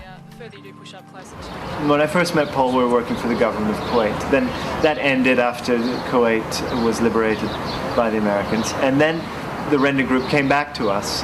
We weren't employees, we were on contract. The Render Group came back to us and said, we now have a contract to broadcast, to kind of do anti-Saddam propaganda on behalf of the Iraqi opposition. And so there was some radio, there was some television, there was like a traveling human rights exhibition around the world to show Saddam's human rights violations. There was sending out press releases, kind of standard public relations. What we didn't know, what the Render Group didn't tell us, was in fact it was the CIA that had hired them to do this work. But so we hired on as kind of... According to Zaab Setner, that particular CIA contract ended a few months later. But Moran's ongoing connection with Rendon raises many questions. Among al-Hadiri's claims, secret labs and storage sites for chemicals and biological weapons in residential areas. One of them underneath a Baghdad hospital, and other sites located in Saddam's presidential compounds. Adnan al-Hadiri says circumstances involving his family in Iraq prevent him being interviewed for this program. But he's told Dateline he has the evidence to substantiate his claims. Adnan al-Hadiri is adamant he's been telling the truth and says the evidence he saw was probably moved. Well, gosh, how do you move an underground facility? I mean, I'd like to see that. Hadiri seems to be a very clever engineer. Maybe he could demonstrate how you move this underground facility. Could he demonstrate how you move a well? Could he demonstrate how you move a building with concrete, impregnated concrete? He's talking about things he simply doesn't know about, and it's the classic defense of the fabricator to say, well, they're moving it, they're hiding it. Well, that's what Ahmed Chalabi always told us every time we uncovered his data to be inaccurate. He said, well, they change scenes where they're too clever for us, they're too fast, they respond too quickly. No, Ahmed, no, Mr. Hadiri, you're just liars, and it's time the world fess up to that. They're liars, they misled us, and they have the blood of hundreds of brave Americans and British service members on their hands and thousands of innocent Iraqis who perished in a war that didn't need to be fought. In Washington, al-Hadiri's claims were greeted with scepticism by many, including CIA and other intelligence analysts. But the defector's claims found their way to the top. The information that Adnan Hadiri provided went directly to President Bush. It went to Tony Blair. It might even have gone to Prime Minister Howard as a member of the coalition. But the information that Adnan Hadiri provided was very, very significant in terms of the proof that Iraq was building weapons of mass destruction. And then the other information Adnan Hadiri provided was targeting information for the coalition because he knew the locations. He knew 300 different facilities that the Iraqis were using for weapons of mass destruction. He told us amazing things. He told us that... Amazing or not, the claims were precisely what the White House wanted to hear. Al-Hadiri got top billing on this report, released to back the launch of Operation Iraqi Freedom.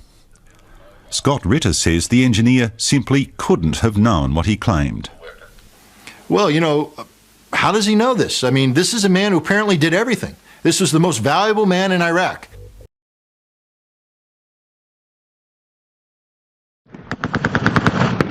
The nearly 100-page report on atrocities in Libya is blistering. Torture and disappearances. Crimes against humanity. War crimes. The three-man commission found evidence of all of these in weeks of on-the-ground, first-hand reporting, and says that after more than 3 months, the Gaddafi regime not only is showing no sign of showing the Libyan people any mercy, but has denied to investigators that it's... Tonight, President Obama's goal was simple: to explain to a public skeptical about the war he's launched in Libya what we've done, what we plan to do, and why this matters to us. It has been 10 days since Mr. Obama ordered U.S. forces into combat in Libya. Nearly 200 Tomahawk cruise missiles launched, more than 1,600 airstrikes. And so the challenge for the president: justify this war and show Americans that the U.S. role really will be brief and limited. The United States and the world faced a choice. Gaddafi declared he would show no mercy to his own people. He compared them to rats and threatened to go door to door to inflict punishment. It was Muammar Gaddafi, Obama said, who was the main reason for war. He was about to launch a massacre of his own people. It was not in our national interest to let that happen. I refused to let that happen. And so the attack began. Some nations may be able to turn a blind eye to atrocities in other countries. The United States of America is different. And as president, I refuse to wait for the images of slaughter and mass graves before taking action. Prime Minister, you're live on Sky News. Good morning. This morning, I chaired a meeting of the National Security Council on the situation in Libya. The latest information is that the vast majority of Tripoli is now controlled by free Libyan forces, although fighting continues and some of it is extremely fierce. We have no confirmation of Gaddafi's whereabouts, but at least 2 of Gaddafi's sons have been detained. His regime is falling apart and is in full retreat. Gaddafi must stop fighting without conditions and clearly show that he has given up any claim to control Libya. As for his future, that should be a decision for Chairman Jalil and the new Libyan authorities. The situation in Tripoli is clearly very fluid and there is absolutely no room for complacency. Our task now is to do all we can to support the will of the Libyan people, which is for an effective transition to a free, democratic and inclusive Libya. 6 months ago, this country took the difficult decision to commit our military to support the people of Libya. I said at the time that the action was necessary, legal and right, and I believe that even more strongly today. It was necessary because Gaddafi was going to slaughter his own people, and that massacre of innocent people was prevented. It was legal because we secured a resolution from the United Nations, and we have been acting in accordance with that resolution ever since. And it was right because the Libyan people deserve to shape their own future, just as the people of Egypt and Tunisia are now doing. It is comforting to think that in a world where a dictator has the power to commit genocide and kill his own people, that there are powers out there willing and able to stop them. I do sometimes, if I'm sceptical, think that where are these world powers when these atrocities happen in other countries at other times? But I guess you could say that they have to pick their battles. Another kind of question I have is, what benefit does it give Gaddafi to kill his own people? I'm sure it would benefit him to kill those who actively oppose him, but what is being described is slightly different. And of course there are other journalists and other commentators who describe a different reason for the war in Libya. I'll just read you an excerpt from Voice, and it's titled "The Big Lie About the Libyan War." The Obama administration said it was just trying to protect civilians. Its actions reveal it was looking for regime change. It's quite an interesting point there, in that, you know, sometimes someone's words might say something, but then their actions might say the opposite. So it starts by quoting Hillary Clinton's 2014 memoir, Hard Choices. I'll just skip down a bit. In late March 2011, Clinton quotes herself telling NATO members, "It's crucial we're all on the same page on NATO's responsibility to enforce the no-fly zone and protect civilians in Libya." Just 2 paragraphs later, now 15 pages into her memoirs, Libya section, Clinton writes, "By late summer 2011, the rebels had pushed back the regime's forces. They captured Tripoli towards the end of August, and Gaddafi and his family fled into the desert.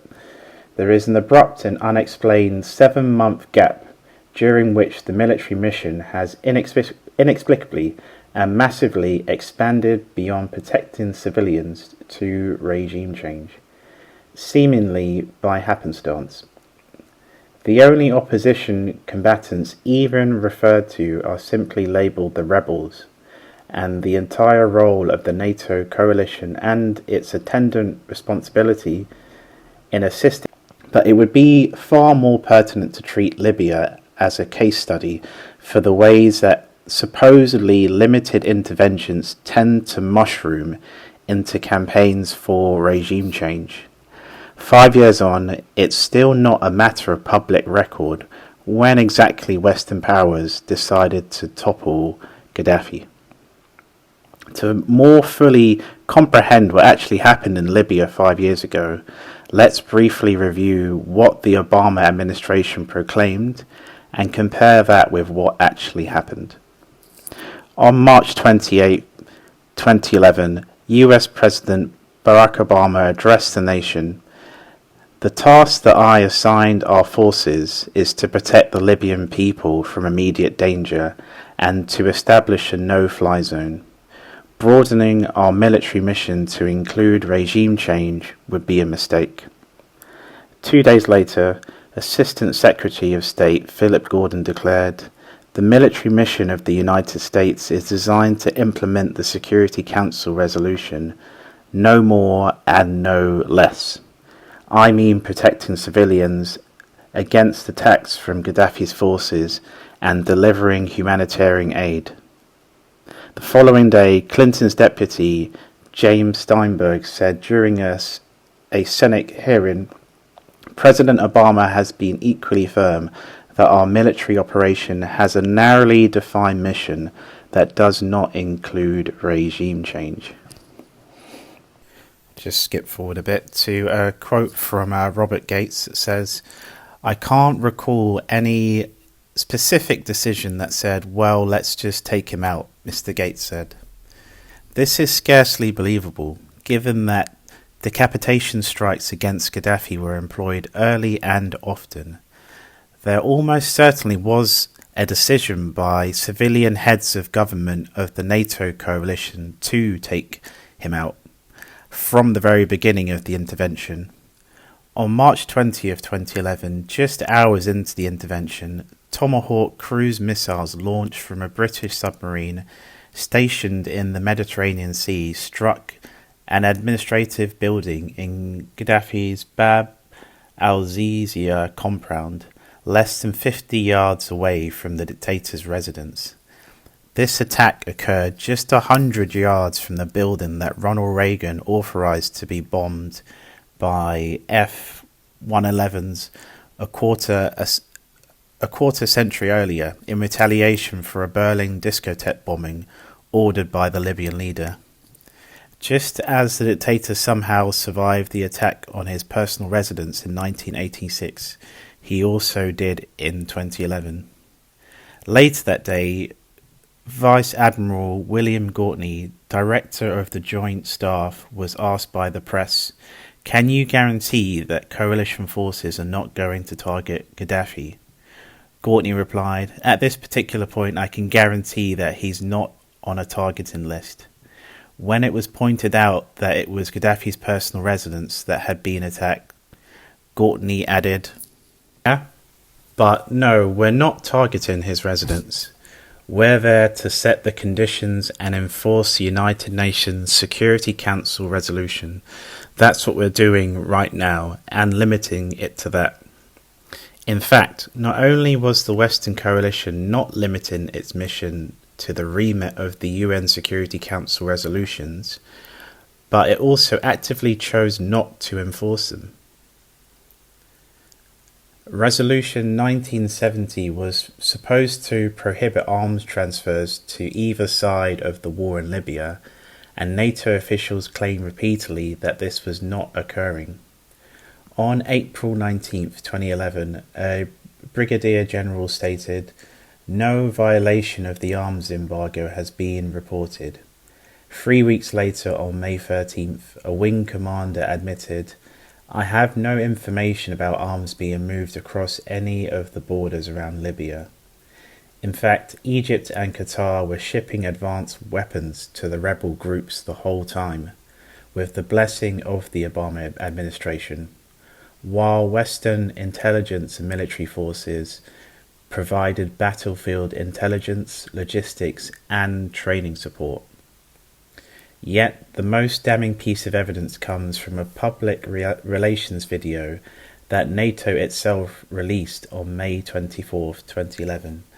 In the short video, a Canadian frigate, the HMCS Charlottetown, allegedly enforcing the arms embargo, boards a rebel tugboat and finds small arms, a 105mm howitzer rounds, and lots of explosives, all of which are banned under Section 9 of the Resolution 1970.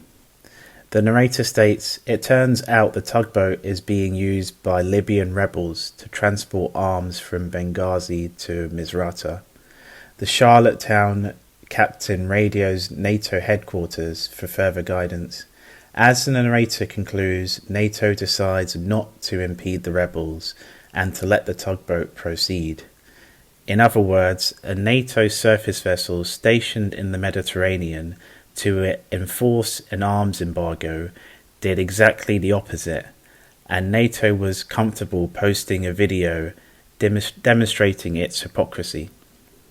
In truth, the Libyan intervention was about regime change from the very start. The threat posed by the Libyan regime's military and paramilitary forces to civilian populated areas was diminished by NATO airstrikes." Just skip forward again. The intervention in Libya shows that the slippery slope of allegedly limited interventions is the most steep when there's a significant gap between what policymakers say their objectives are and the orders they issue for the battlefield. Yet, this was never the military mission that the Obama administration repeatedly told the world it had set out to achieve. It misled the American public, because while presidents attempt to frame their wars as narrow, limited, and essential, admitting to the honest objective in Libya, regime change, would have brought about more scrutiny and diminished public support. The conclusion is clear. While we should listen to what the US and Western officials claim are the military objectives, all that matters is what they authorize the militaries to actually do. While more speculation has been raised on the reasons for NATO's intervention in Libya. And as RT's Laura Emmett reports, the organisation may have been trying to prevent Gaddafi from burying the American buck.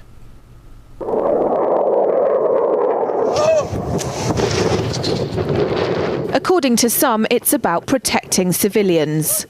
We must not tolerate this regime using military force against its own people. Others say it's about oil. The only reason they're interested with Libya is about the oil. You'd think we'd be in Iraq if the major export there was broccoli.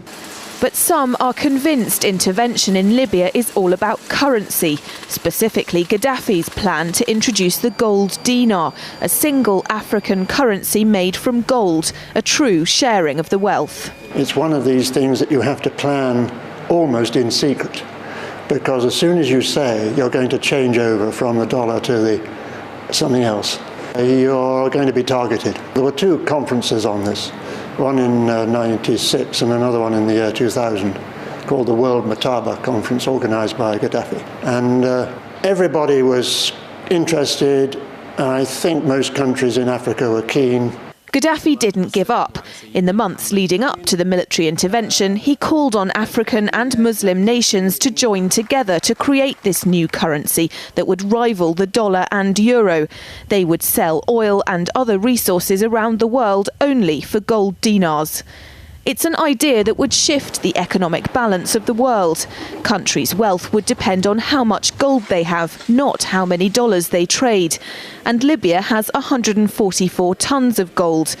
The UK has double that, but 10 times the population. If Gaddafi had an intent to try to reprice his oil or whatever else the country was selling in the global markets and accept something else as a currency, or maybe launch a gold dinar currency, any move such as that would certainly not be welcomed by the power elite today who are responsible for controlling the world's central banks. So yes, that would certainly be something that would cause his immediate dismissal and the need for other reasons to be brought forth for removing him from power. It's happened before. In 2000, Saddam Hussein announced Iraqi oil would be traded in euros, not dollars. Sanctions and an invasion followed. Some say because the Americans were desperate to prevent OPEC from transferring oil trading in all its member countries to the euro. The UK's gold is kept here in a secure vault somewhere in the depths of the Bank of England. As in most developed countries, there's not enough to go around. But that's not the case in places like Libya and many of the Gulf states. A gold dinar would have given oil-rich African and Middle Eastern countries the power to turn around to their energy-hungry customers and say, sorry, the price has gone up and we want gold. Some say the US and its NATO allies literally couldn't afford to let that happen. Laura Emmett, RT, London.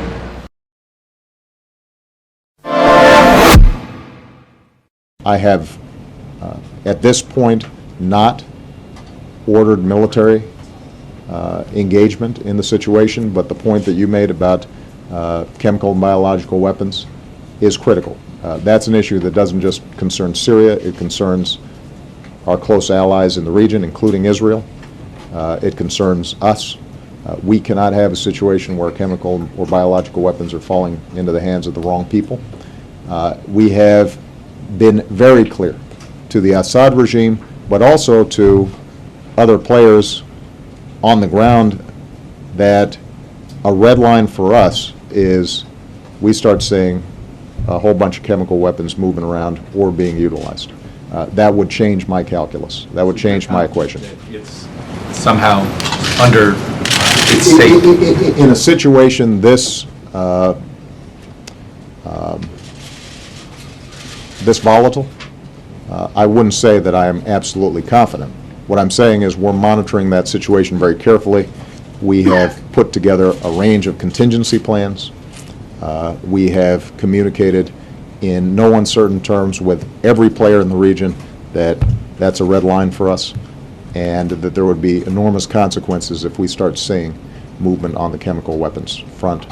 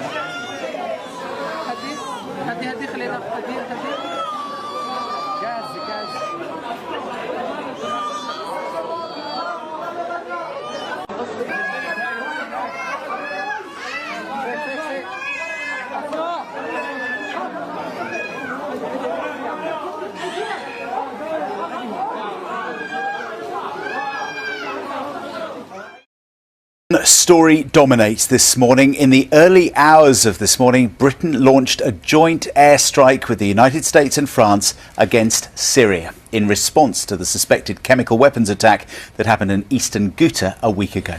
Theresa May said she hadn't taken the decision to commit British armed forces in combat lightly, but had judged it to be in the national interest. Well, on the other side of the Atlantic, in a television broadcast from the White House, President Trump described the alleged attack last Saturday as the crime of a monster and not the action of a man. And in a build-up to reaction, Russia has warned that there will be consequences for those airstrikes. The Syrian government has described them as a flagrant violation of international law. Our first report is from Ben Ando. With afterburners glowing and loaded with Storm Shadow cruise missiles, 4 RAF Tornadoes take to the skies as Britain's contribution to raids launched overnight in response to Syria's alleged use of chemical weapons. Planes and missiles from the US and France joined the raid, and explosions were seen across Damascus as the Syrians launched their own defence rockets. This is not about intervening in a civil war. It is not about regime change. It is about a limited and targeted strike that does not further escalate tensions in the region and that does everything possible to prevent civilian casualties. The targets are said to be chemical weapons research centres on the outskirts of the Syrian capital Damascus and storage depots and a command post located about 15 miles west of Homs. As the attack got underway, President Trump went on TV with a message to Syria's allies, Iran and Russia. What kind of a nation wants to be associated with the mass murder of innocent men, women, and children? The nations of the world can be judged by the friends they keep. No nation can succeed in the long run by promoting rogue states, brutal tyrants, and murderous dictators. Other reaction was confined to Twitter, Russia's US ambassador writing, "A pre-designed scenario is being implemented. Again, we are being threatened. We warned that such actions would not be left without consequences." While NATO Secretary-General Jens Stoltenberg tweeted that those using chemical weapons had to be held accountable, and the Foreign Secretary wrote that the world was united in disgust at the use of chemical weapons, especially against civilians.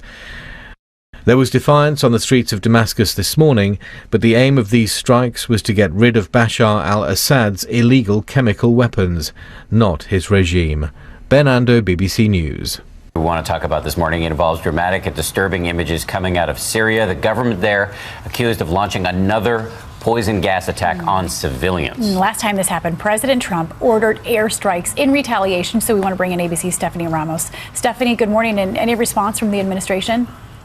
Paula and Dan, good morning. President Trump did condemn the attack this morning. Here's what we know. More than 40 people, including children, may be dead and many more wounded in a possible chemical attack in the city of Douma, which is near Syria's capital. The AP reports Syrian opposition activists and rescuers say the poison gas attack happened late Saturday when toxic gas inside barrels were dropped by helicopters over the city.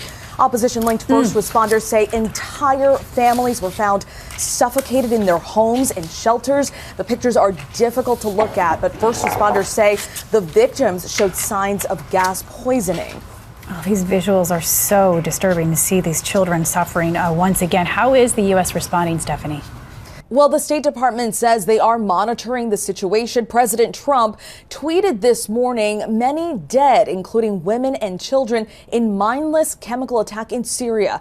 Area of atrocity is in lockdown and encircled by Syrian army, making it completely inaccessible to outside world. President Putin, Russia, and Iran are responsible for backing Animal Assad. Big price to pay. Now, the Syrian government denies these allegations and continues to say they don't have any chemical weapons. This comes a year and a day after President Trump ordered dozens of strikes on a Syrian regime airbase for its use of sarin gas that killed approximately 100 Syrians. Paula, Dan. Horrifying situation there in Syria. Stephanie, thank you. The chaos and carnage of Syria's war, spilling onto the streets of Douma over the weekend, a rebel-held district near the Syrian capital Damascus. The area has been bombarded for months, hundreds of innocents killed. But watch what happened 2 days ago. Haunting images, difficult to watch. We can't even show you the worst of it. But if the world has largely ignored their suffering so far, perhaps this really was a red line crossed. A few moments later.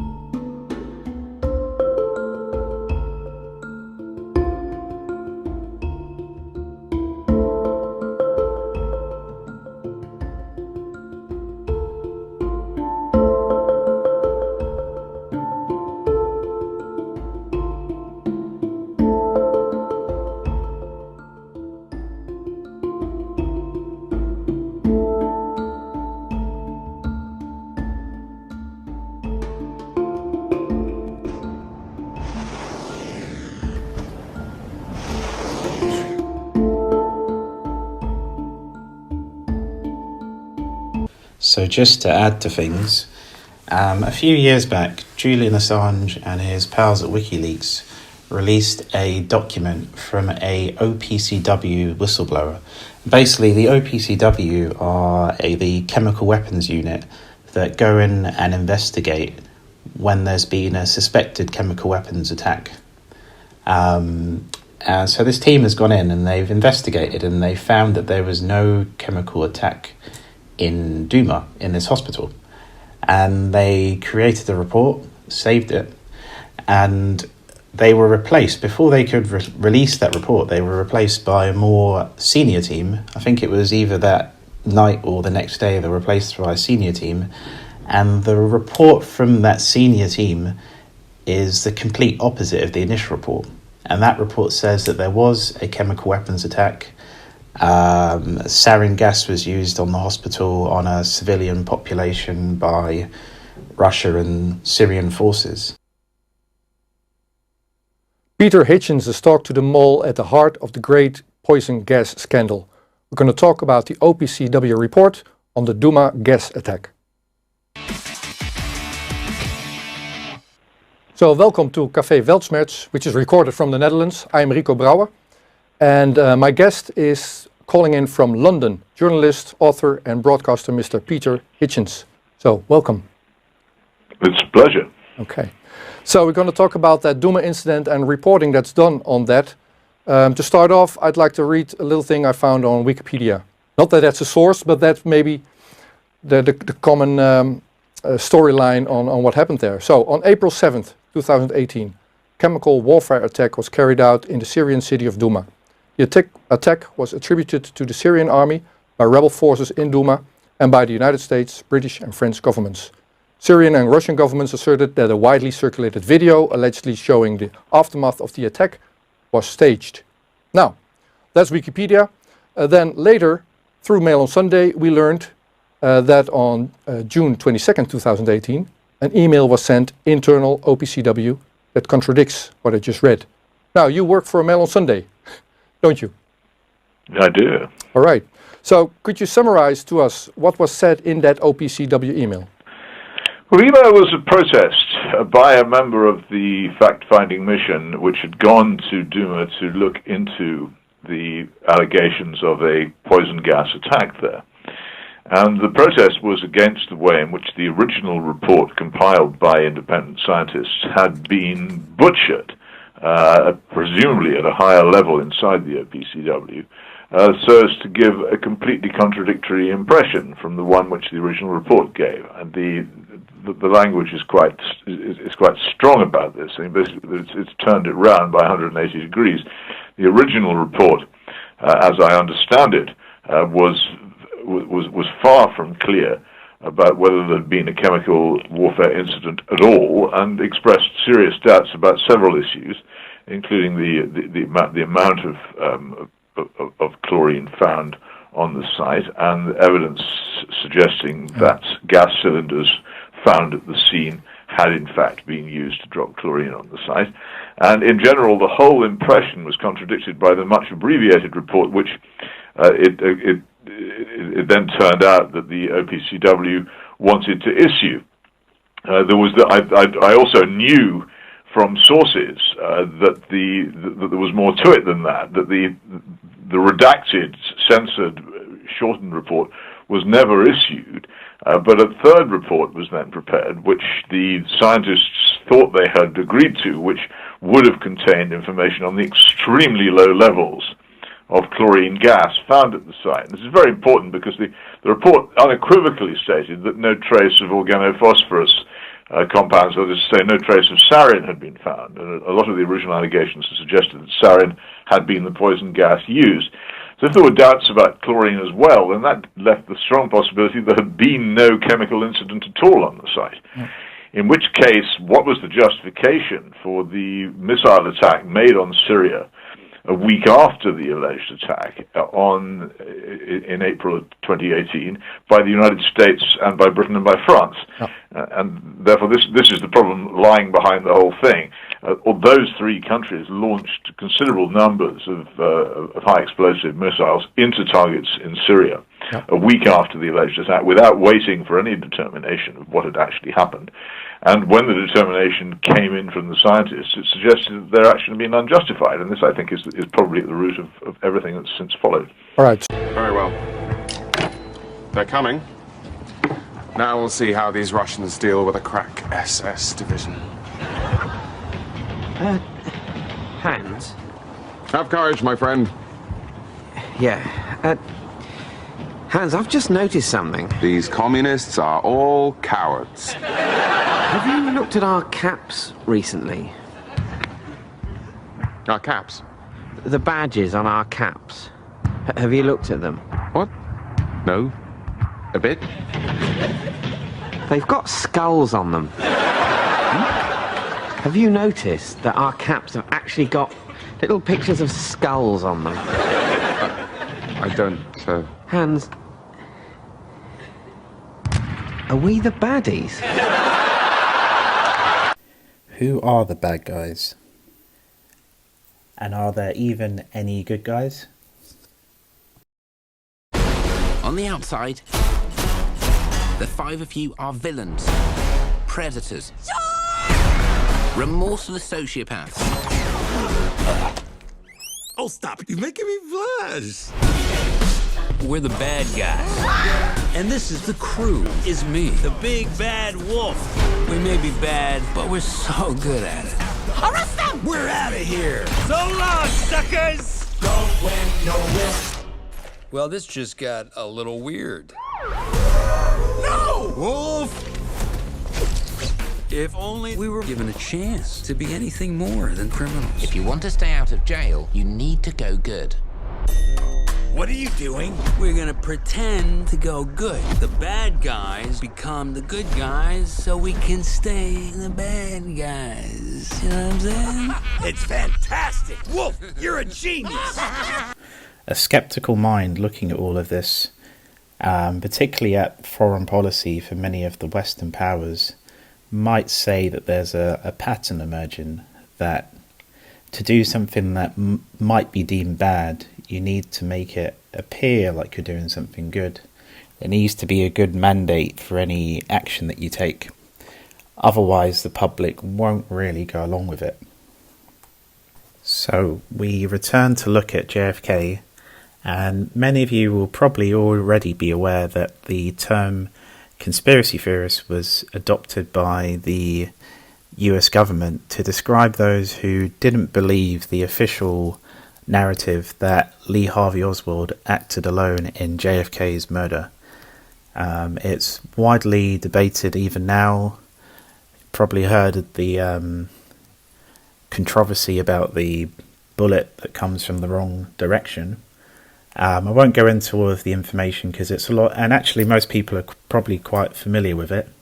But what's interested me more in more recent times is the actions of JFK whilst he was alive and the potential conflicts that could have caused. Organised crime were fearful of JFK before he ascended to power because the shrewdest amongst them were getting a sense that he had outfoxed and outmanoeuvred the all-powerful mafia bosses. But the big mistake researchers have made in the past has been to not understand that every American oligarch, the big oil men, the captains of industry, the merchant bankers, the intelligence chiefs were all crooks and gangsters as well. The biggest crook in the land was the head of law enforcement, J. Edgar Hoover. This is what historians have failed to understand until now. When JFK appointed his 32-year-old kid brother to the post of Attorney General, these people collectively froze. It now fully hit home that JFK really was honest and decent. It hit home that he wanted to make his country as honest and decent as he was, and that he actually believed that with the help of his energetic and determined crime-busting brother that he could do it. When Fidel Castro overthrew the right-wing government of Fulgencio Batista in 1959.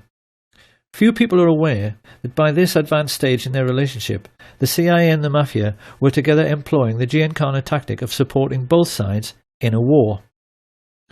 For many years beforehand, they had been supporting Castro, and not just the Batista regime, as many think, by smuggling in both arms and mercenaries to aid the peasant farmers, One of these mercenaries, an Italian-American called Frank Fiorini, later came to play a pivotal role both in the assassination and subsequent cover-up under his assumed name Frank Sturgis.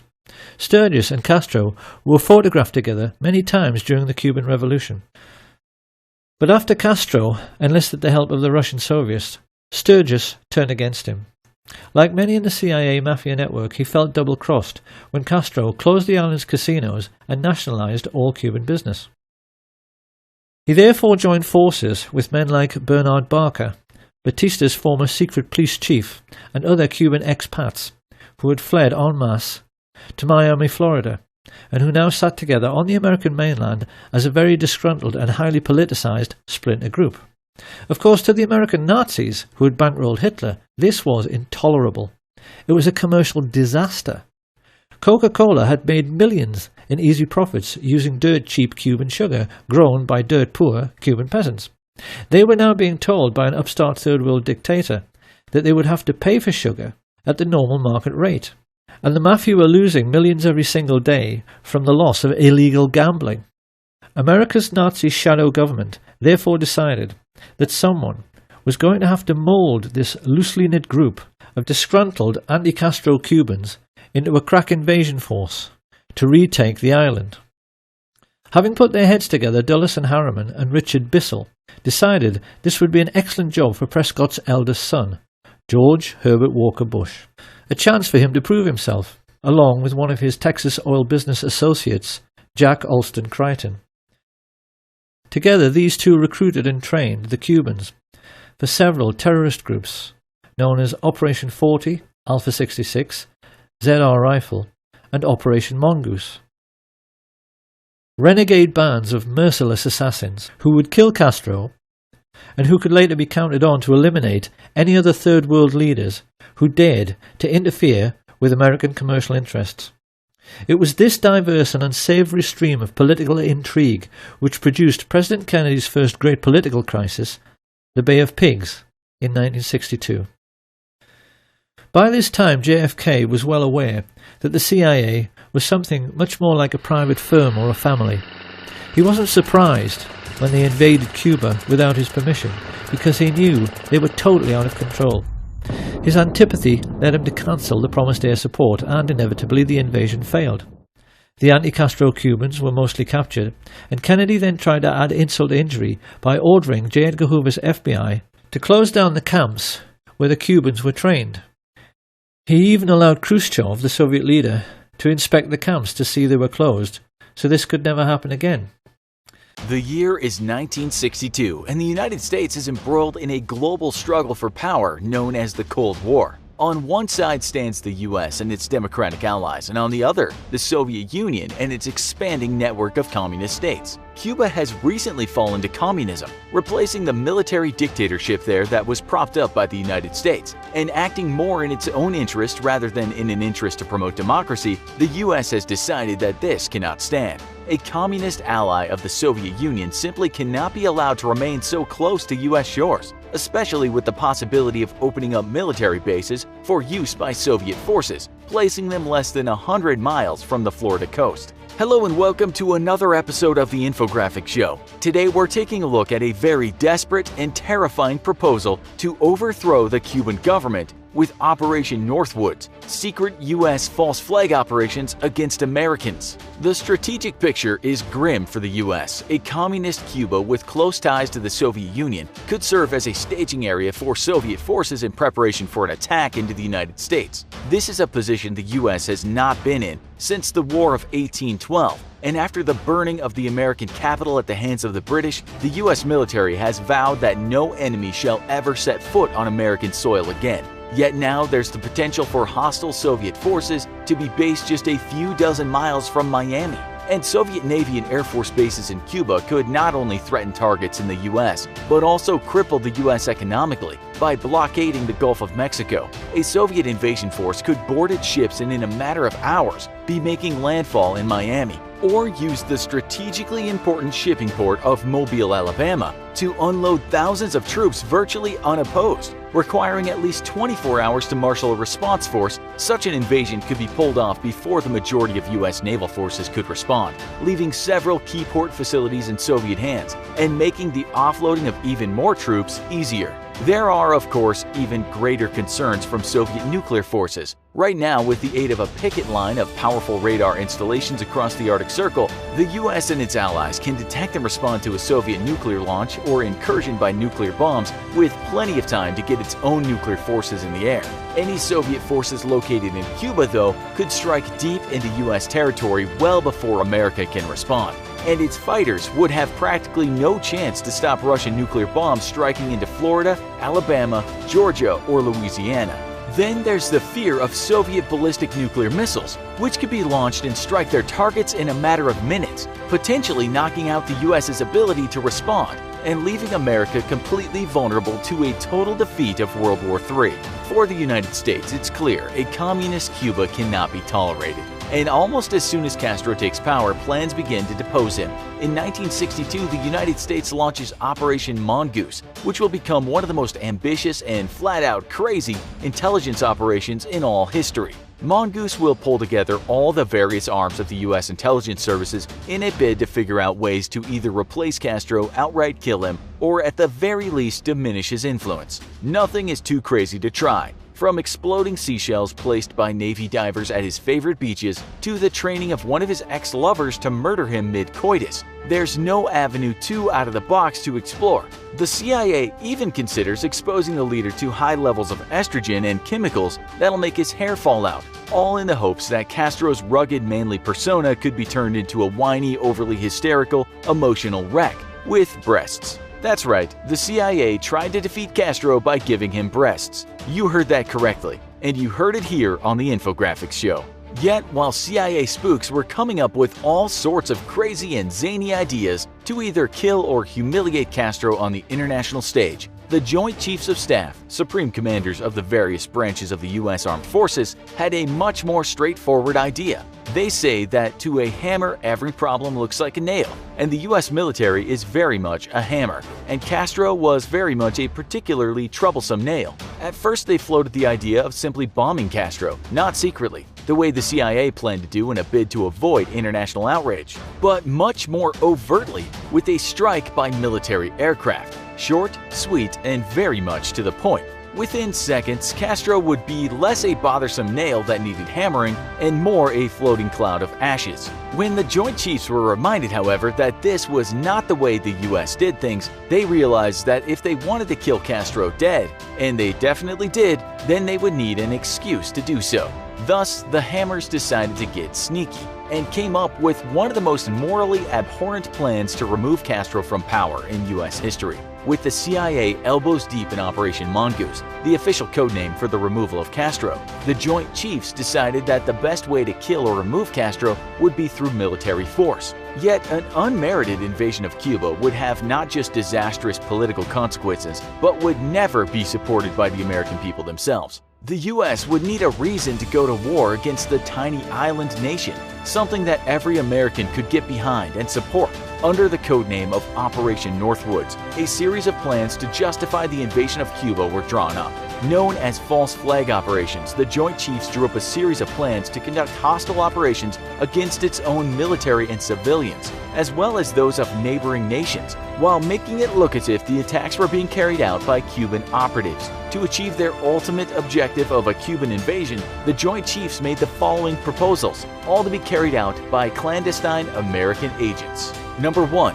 Attacking Guantanamo Bay Naval Station, either with teams of fake commandos who would then be captured, or by lobbing mortar shells into the installation from outside of its boundaries. Aircraft could be purposefully set on fire and sabotaged by individuals inside the base, and a ship, either a real Navy ship with actual sailors aboard or a drone ship, could be blown up in Guantanamo Bay itself, with the blame falling on Cuban military forces. This would be purposefully reminiscent of the Remember the Maine incident in 1898, where a U.S. battleship was sunk in Havana Harbor, with the death of 260 American soldiers. The incident helped spur the American public to support a war against Spain and secure Cuban semi-independence. Number 2. The Pentagon would foster a homegrown terror campaign in Florida, Washington, and possibly other cities, all perpetuated by fake Cuban operatives and blamed on Cuban refugees seeking haven in the United States. This would include the gunning down of American civilians on the street and the planting of bombs in public places, all with the intent of whipping up the American public into a frenzy against Cuban refugees and thus Cuba. The Joint Chiefs quickly took their proposal straight to President John F. Kennedy, who read through the briefing document and immediately denied it. Appalled at the lengths to which the Joint Chiefs were willing to go to justify an invasion of Cuba, President Kennedy would go on to fire General Lyman Lemnitzer, chairman of the Joint Chiefs of Staff. Though Operation Northwoods would have indisputably achieved its objectives of giving the U.S. a pretense to go to war against Cuba, President Kennedy could not stomach the sheer horror of some of what the Joint Chiefs seemed ready to do in order to get their invasion. Kennedy's strong and immediate reaction to Operation Northwoods would go on to make the Joint Chiefs believe that he was soft on Cuba and create a rift between himself and the military, which would last until the Cuban Missile Crisis. Thankfully, once again, President Kennedy would stand up to the Joint Chiefs during the crisis and reject the use of force, potentially saving the world from World War III. In the end, Operation Northwoods was an immoral and un-American proposal to justify a needless war and proof of why civilian leadership of the military is vital for the health and well-being of any democracy. Do you think Operation Northwoods would have actually worked? Every time there's an attack, all the clues and details and the inconsistencies, they paint a picture that's again and again denied by the system, and the very idea of hinting at a conspiracy or a false flag event is ridiculed and laughed off and considered to be ridiculous. And yet this has happened time and time again in history. Most of it isn't documented, but there are certain cases where it was explicitly stated, and one of those places is with Operation Northwoods. So we thought we would look at this document for Operation Northwoods. It was declassified because the problem with people forgetting history or failing to research history or failing to look into history is they forget these things ever happened, and then history continues to repeat and people act like they have no idea why. I hear debunkers all the time when these major false flags happen. They make these arguments like, how could large numbers of people lie about their identity? How could there be large numbers of crisis actors? How could they have fake funerals with fake victims? How could any of that stuff ever happen? How could so many people keep a secret? Exactly. And you hear that over and over and over every time there's a major event that has all the hallmarks of being a false flag. Well, if you go back and look at this particular document, they outline all of this stuff in print. How could those things happen? Well, just ask the Joint Chiefs of Staff after their meeting in March 1962, where they laid out exactly how it could happen, all in print, right there. It should be damning. It should be enough to shut this stuff down. But not enough people seem to know about it. And we just thought, I know a lot of people are familiar with this document, a lot of people have seen it, but if you haven't seen it in a while or you've never seen it, we thought this was a perfect time to go back and really analyze this document thoroughly. I'm going to leave a link in the description so that you guys can go download it and look at it for yourselves. But I think when you look back at some of the things that have happened over the last 20 years especially, and then you reread this document or read it for the first time, a lot of things are going to start to make sense. This is the memorandum for the Secretary of Defense dated 13 March 1962, subject, justification for U.S. military intervention in Cuba, TS, I guess top secret. It says, number 1, the Joint Chiefs of Staff have considered the attached memorandum for the Chief of Operations Cuba Project, which responds to a request of that office for brief but precise description of pretexts which would provide justification for U.S. military intervention in Cuba. He just launched an invasion on a small country. Yes, but he was justified. Number 2, the Joint Chiefs of Staff recommend that the proposed memorandum be forwarded as a preliminary submission suitable for planning purposes. It is assumed, by the way, that there will be similar submissions from other agencies. So this isn't just the Joint Chiefs, this is agencies, plural. And that these inputs will be used as a basis for developing a time-phased plan. Sounds very serious. And then it says, it is recommended this responsibility for both overt and covert military operations be assigned the Joint Chiefs of Staff. and then it's signed by Lemnitzer. Then it goes on to say, note by the secretaries to the Joint Chiefs of Staff on Northwoods, a report on the above subject is submitted for consideration by Joint Chiefs. So this is their report. Then you have this document that's been attached, which is a very poor photocopy. They always do that, especially on things where they really don't want people to actually read it. Like they couldn't make another photocopy that's actually legible. It's kind of ridiculous. But what this says is that, number one, this is note by the secretaries. Number one, at their meeting on 13 March 1962, the Joint Chiefs of Staff approved the recommendations in paragraph 8 of JCS 1969/321. But so they approved the recommendations in paragraph 8. So they were moving forward with this. And then they've got something down here totally blacked out that they don't want you to see even now. Then it goes on to say, this is a report by the Department of Defense and Joint Chiefs of Staff representative on the Caribbean Survey Group. If you just heard the name Caribbean Survey Group, you wouldn't even think twice about what that means. To the Joint Chiefs of Staff on Cuba Project Top Secret. This one is dated 9 March 1962, just a couple days before. So they were moving pretty fast as far as the government's concerned on this. Now it's going to identify the problem, quote unquote. As requested by Chief of Operations Cuba Project, the Joint Chiefs of Staff are to indicate brief but precise description of pretexts which they consider would provide justification for U.S. military intervention in Cuba. And there's an asterisk down here, and it says, Memorandum for General Craig from Chief of Operations Cuba Project, Subject Operation Mongoose, dated 5 March 1962, which is on file.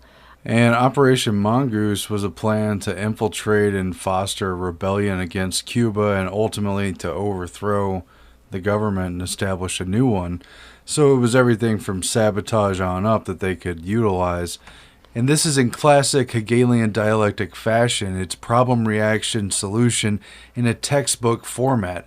They openly tell you what conclusion they want to reach, the justification for war with Cuba, and they're looking for a reason. They're looking for the pretext that will make that justifiable, some sort of event. And this is the military and the government admitting how deceptive they are about these events. Time and again, there's calls to patriotism. There's accusations for anyone who dares to question events, and there's false logical fallacies put forward to obscure any debates and questions. But this is a government practicing deception. How can they not be questioned? Then it goes on to say, a series of well-coordinated incidents will be planned to take place in and around Guantanamo to give genuine appearance of being done by hostile Cuban forces. Because nobody's out there who's going to know, except the people that are all in on it. And then it says, A, incidents to establish a credible attack. I think they should have put credible in quotes, don't you? Not in chronological order. 1, start rumors. Many, use clandestine radio. So there's your propaganda. Number 2, land friendly Cubans in uniform, quote, over the fence, end quote, to stage an attack on the base. Capture friendly Cuban saboteurs and start riots near the baseman gate with friendly Cubans. All of these being friendly Cubans. You could substitute crisis actors. You could substitute CIA contractors. But the point is, it's not legitimate. It's not real. Again and again and again. Blow up ammunition inside the base, start fires, burn aircraft on airbase, sabotage, lob mortar shells from outside of base into base, some damage to installations, capture assault teams approaching from the sea or vicinity of Guantanamo City, capture militia group which storms the base, sabotage a ship in the harbor, large fires, naphthalene, sink ship near harbor entrance, conduct funerals for mock victims, maybe in lieu of 10. So all those people who say they would never do that with the fake victims, and I know someone who knows someone whose mailman's grandma's cousin's friend of a friend's brother's teacher's neighbor's pet's friend was down there, and so it definitely happened. Let me just point you out to number 11 here, where they talk about conducting funerals for fake victims. That's what they say right here in print that they would do. So therefore, how can we not question it? If something doesn't look right and it doesn't pass the sniff test, why are we supposed to take away our own logic, our own critical thought process, our own brain, and just throw that out the window and replace it with official narratives and mainstream media propaganda. Why would anyone be okay with them playing with our heartstrings and toying with our emotions? Exactly. It says it right there. Then it goes on to say, United States would respond by executing offensive operations to secure water and power supplies, destroying artillery and mortar emplacements which threaten the base. C. Commence large-scale United States military operations. Then he goes on to say, number 3, a quote-unquote remember the Maine incident could be arranged in several forms. And of course, the Maine was the ship that was sunk in Cuba back in 1898, and it was pretty clearly a provocated fake event, but it was used to sell the public on the U.S.-Spain War, the Spanish War over Cuba. It was used to blame Maine, and William Randolph Hearst and others basically dreamed this thing up and sold it in the papers through false pictures and false stories. And they go on to say they could blow up a U.S. ship in Guantanamo Bay and blame Cuba. When have we ever heard of them using an attack on a ship as a provocation and justification for war? Gee, I don't know. Vietnam, anybody? Lusitania, World War I, it happens over and over again. The USS Cole with Osama bin Laden before the 9/11 attacks, over and over again. And then it says we could blow up a drone vessel, an unmanned drone vessel, anywhere in Cuban waters. We could arrange to cause such incident in the vicinity of Havana or Santiago as a spectacular result of Cuban attack from the air or sea or both.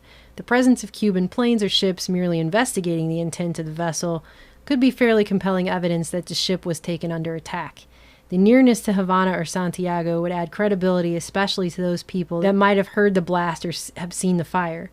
The U.S. could follow up with an air-sea rescue operation covered by U.S. fighters to quote-unquote evacuate remaining members of the non-existent crew.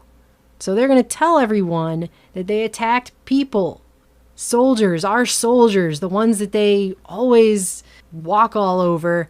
They're going to make it seem like a lot of them were harmed when they didn't even exist. They're not real. Well, and how different is an exercise to practice for the eventuality from pretending that a search and rescue is taking place after a fake or provocated event?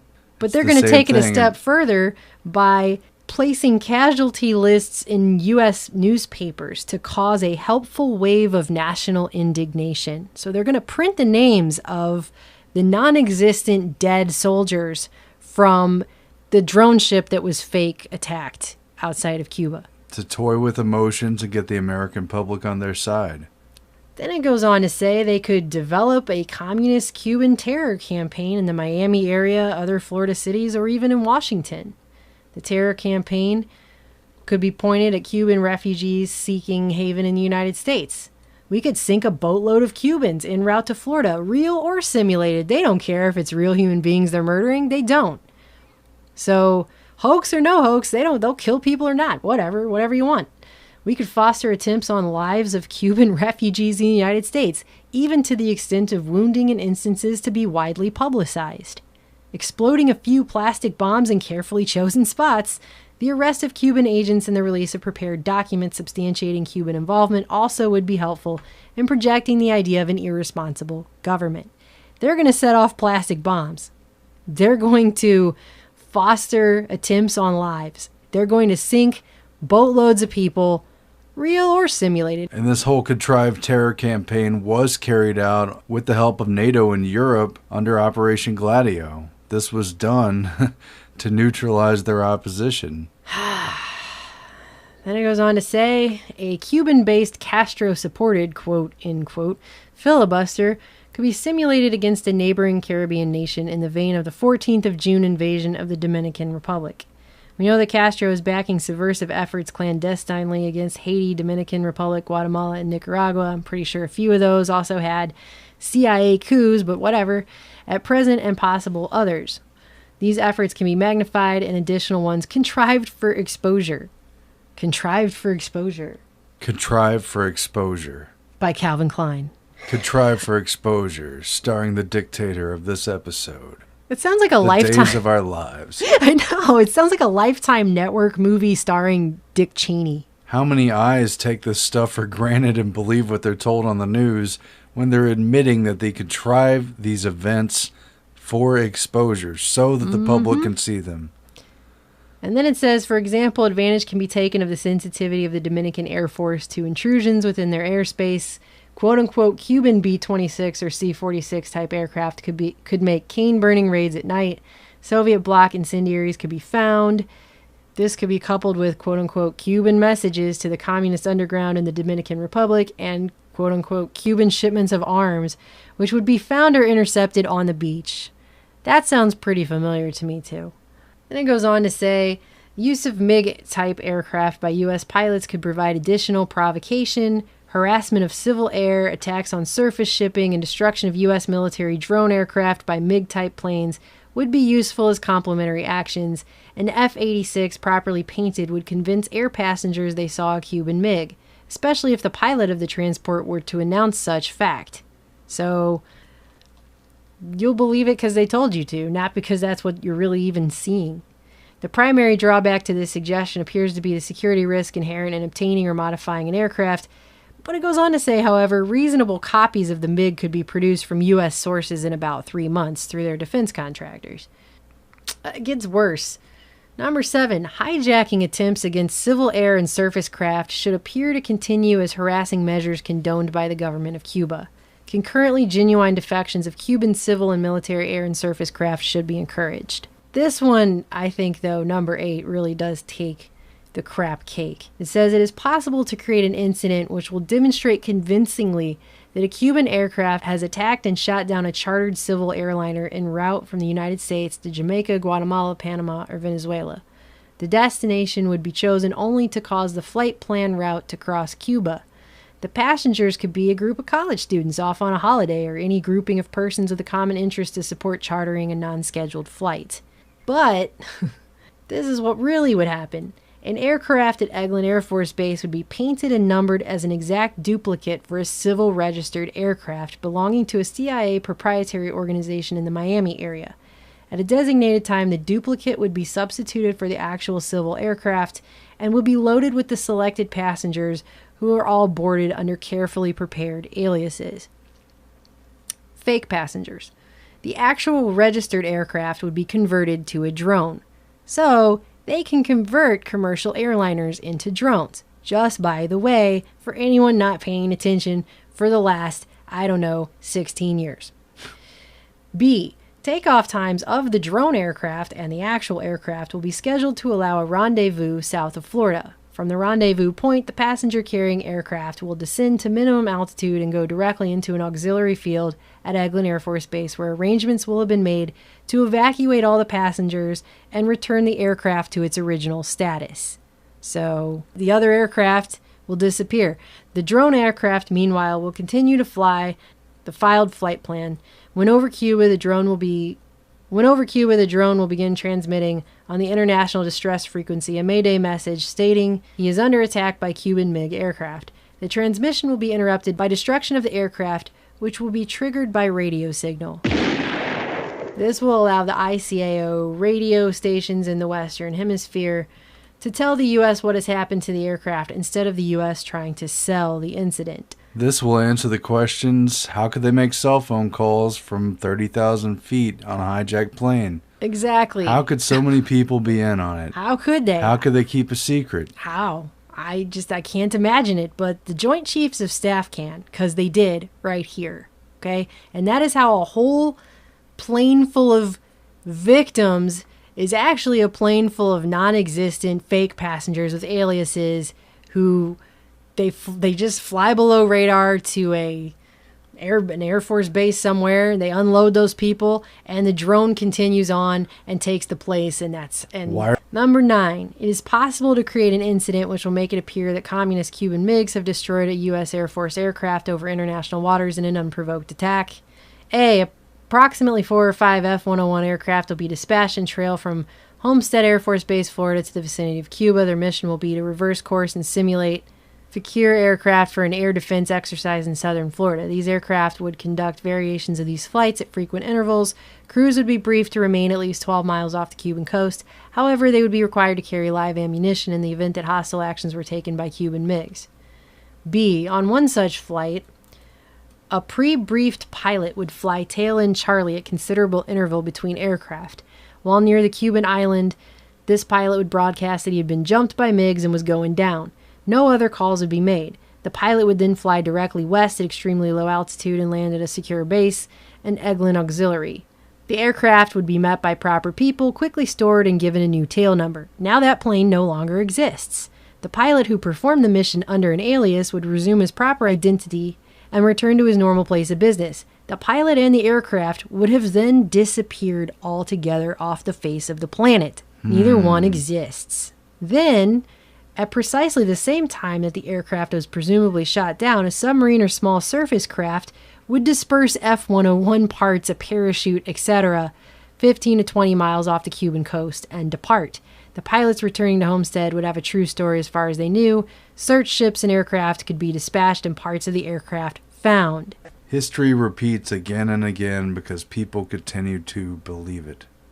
And then it also has this enclosure B, facts bearing on the problem, and it says they've previously stated that U.S. unilateral military intervention in Cuba can be undertaken in the event the Cuban regime commits hostile acts against U.S. forces or property, which would serve as an incident upon which to base overt intervention.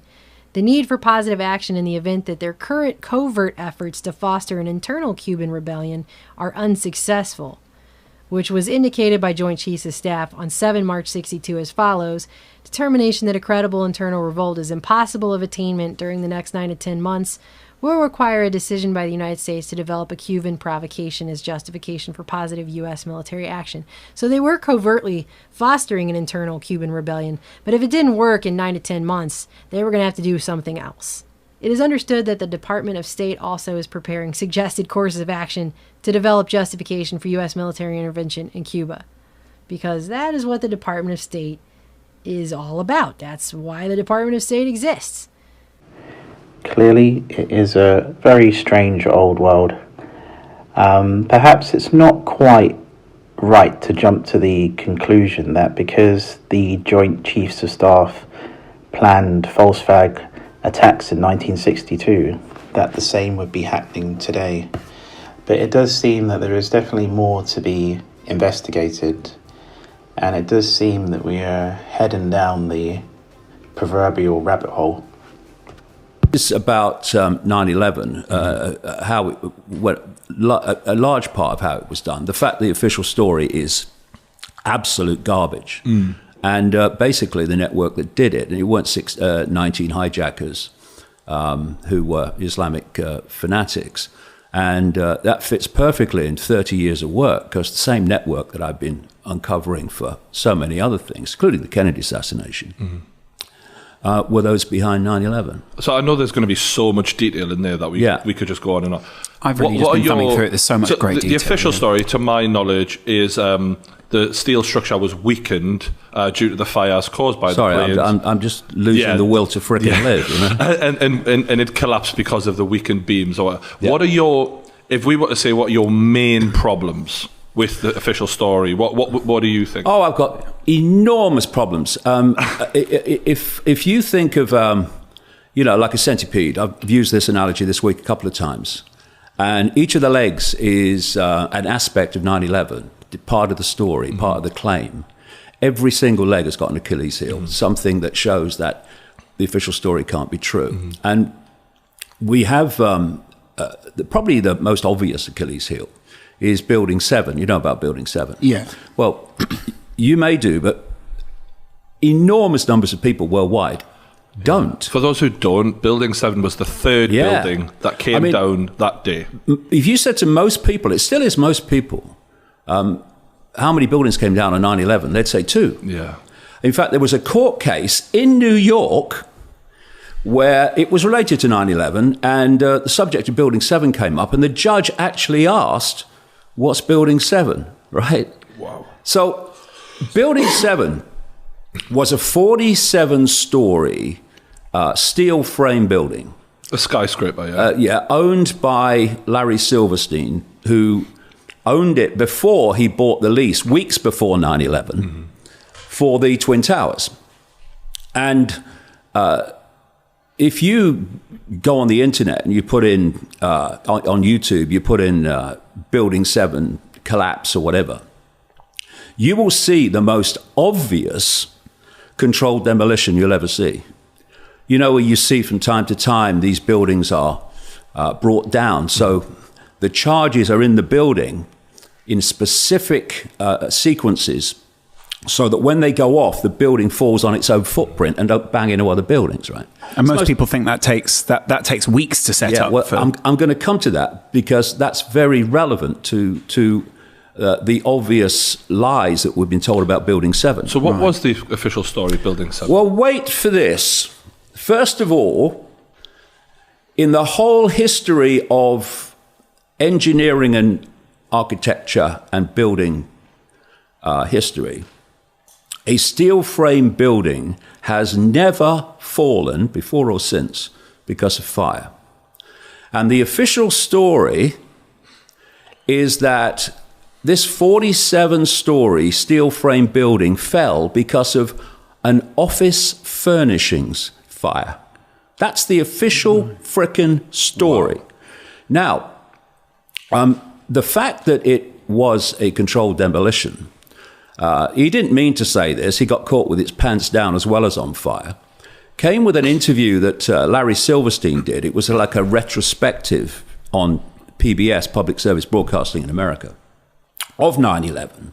And he was asked about his memories of that day, September the 11th, 2001. And he talks about Building 7. And he said this, I quote him word for word in the book. It's an extraordinary quote. He said, you know, the fire commander came to me that afternoon, because Building 7 was not hit by a plane. And it fell at 5:20 in the afternoon. And he said, well, the fire commander came to me and he said, you know, we're struggling to cope with the fire in Building 7. And I said to him, you know, there's been such a tragic loss of life today. Let's just pull it. And we agreed to pull it. And then shortly afterwards, he said, we watched the building come down. Right. Wow. Now, you've just hit on it straight away. Two things, first of all. Fire commanders, well, actually three. Let's start with number one. That fire commander in this mythical exchange has never, ever come forward and said, yeah, I had that conversation. No one's ever said that, yeah, I had that conversation with him.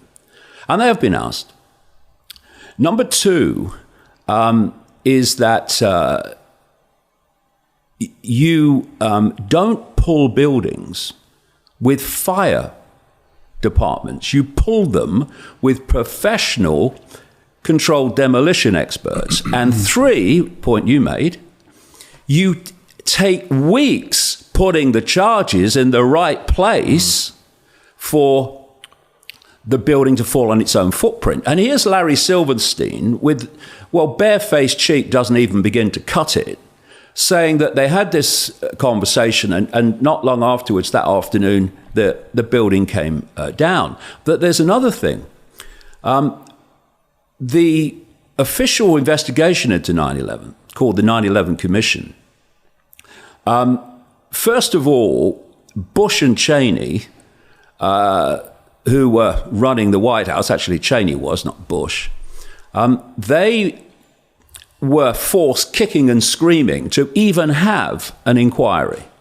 Now, you've just had this monumental outrage on American soil. 3,000 people are dead.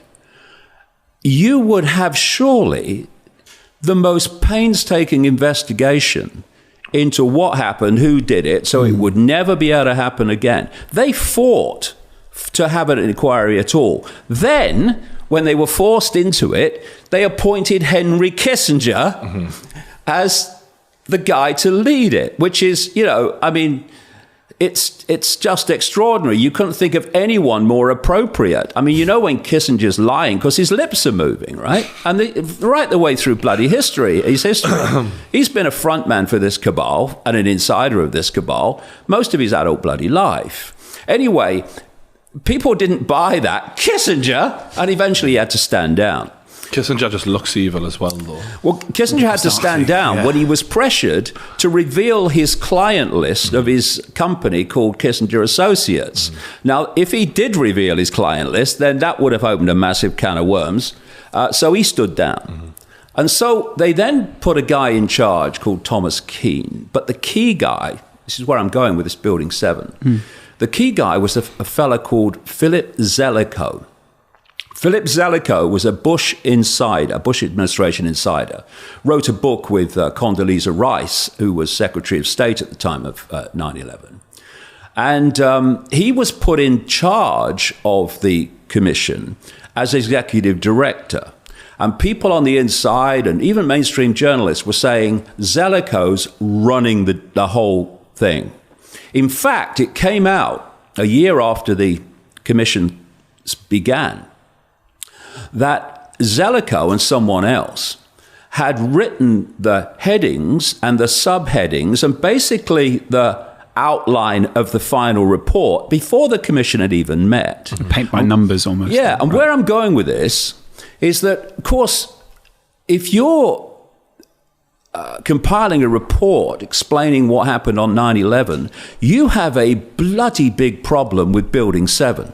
Because although the official story, literally, staggeringly, is that office furnishings fire brought it down, it's not credible. It's the speed in which it came down, isn't it? If this was engulfed in flames, like you see many buildings in the past have been, and then it came down, I mean, even then, it's steel. It's steel. It's not fucking going anywhere. But anyway, the Building 7. It wasn't even that on fire that much. No, it wasn't. When you watch the video, the fire was out by the time it came down. The barely. I mean, the Twin Towers at the top, obviously upwards, they were on fire. But even still, that's a debate in itself. Yeah, well, I can go on to that as well. But this Building 7 it looks fine, and then all of a sudden, 10 seconds, it's gone.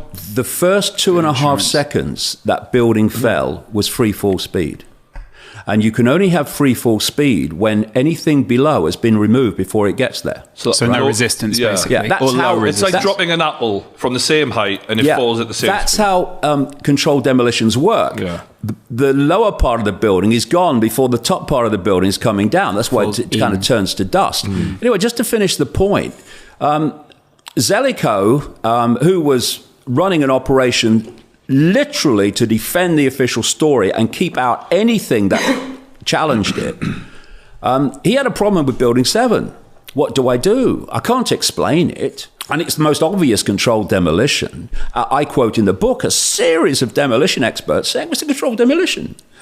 And so the way he got round it is he never mentioned it. Can you imagine that? A commission report, an official commission report into 9/11. 3 buildings. And one of the 3 buildings coming down isn't even freaking mentioned. Why? Because it's an Achilles heel. And this is the point. If they lied through their teeth about Building 7, which they clearly did, there's a great organization called Architects and Engineers for 9/11 Truth, as there are firefighters for 9/11 Truth and pilots for 9/11 Truth. These are organizations that were set up after the attacks to challenge, these professionals in their field, to challenge the different aspects of the story, saying that couldn't have happened. I'll give you a quick one. I just get into the Twin Towers. I'll give you a quick one on pilots for 9/11 Truth and the stuff they've got out, and other people have got out as well. Flight 77, which was supposed to have hit the Pentagon, the official story is the pilot was a guy called Annie Hanjour, right? Annie Hanjour was banned from hiring a one-engine plane 6 weeks before 9/11 because he was so incompetent and dangerous. Yeah, I've seen that. And these pilots who've come together, some of the pilots in Pilots for 9/11 Truth actually flew those planes. They were American Airlines, United Airlines pilots. And they say that turn, that spiral to hit the Pentagon, so they claim, they couldn't have done. The manoeuvring was that very advanced. And very advanced. What I understand is all of the people, they'd been going to some pilot school, and one of the guys who was at that pilot school was like, these guys were dog shit. Like, they couldn't do shit. Dumb and Dumber was one flying instructor's kind of description of them. But on the Twin Towers, we just talked about free fall speed. Those 2 towers were 110 stories. They fell in free fall speed. Oh, 11 seconds, I think. 10, but around that. A mean figure's about 10, but who gives a second? Yeah. They came down. Now, what is the official story? That as the top fell, it pancaked and knocked all the others down, right? Mm-hmm. Well, what happens with a pancake? It gets slower and slower. It gets slower and slower. And yet the whole building, both buildings fell in free fall speed. So clearly, it was. And the other thing is that if you look at the South Tower, the second one, the big fireball, right? Most of the aviation fuel has burned away in the explosion outside the building. And there was that other point, and I'm sure you're aware of this, I'm not telling you anything, but that jet fuel doesn't burn to a certain temperature that would be required to melt the steel beams. And on a diagram I watched, there was a video diagram of how it would have happened, the pancake theory. Yeah. And you see the one floor hits the next floor, hits the next floor, but there's a column up the middle that is still standing on the diagram, and that is never explained. The concrete that went, the concrete column or whatever it was at the middle, because that's where you build those. But let's just take that a step further.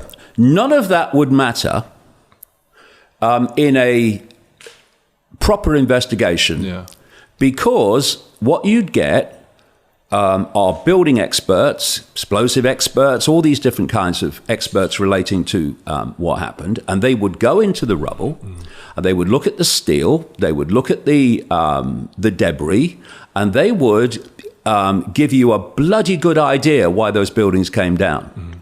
So how did they get away with that?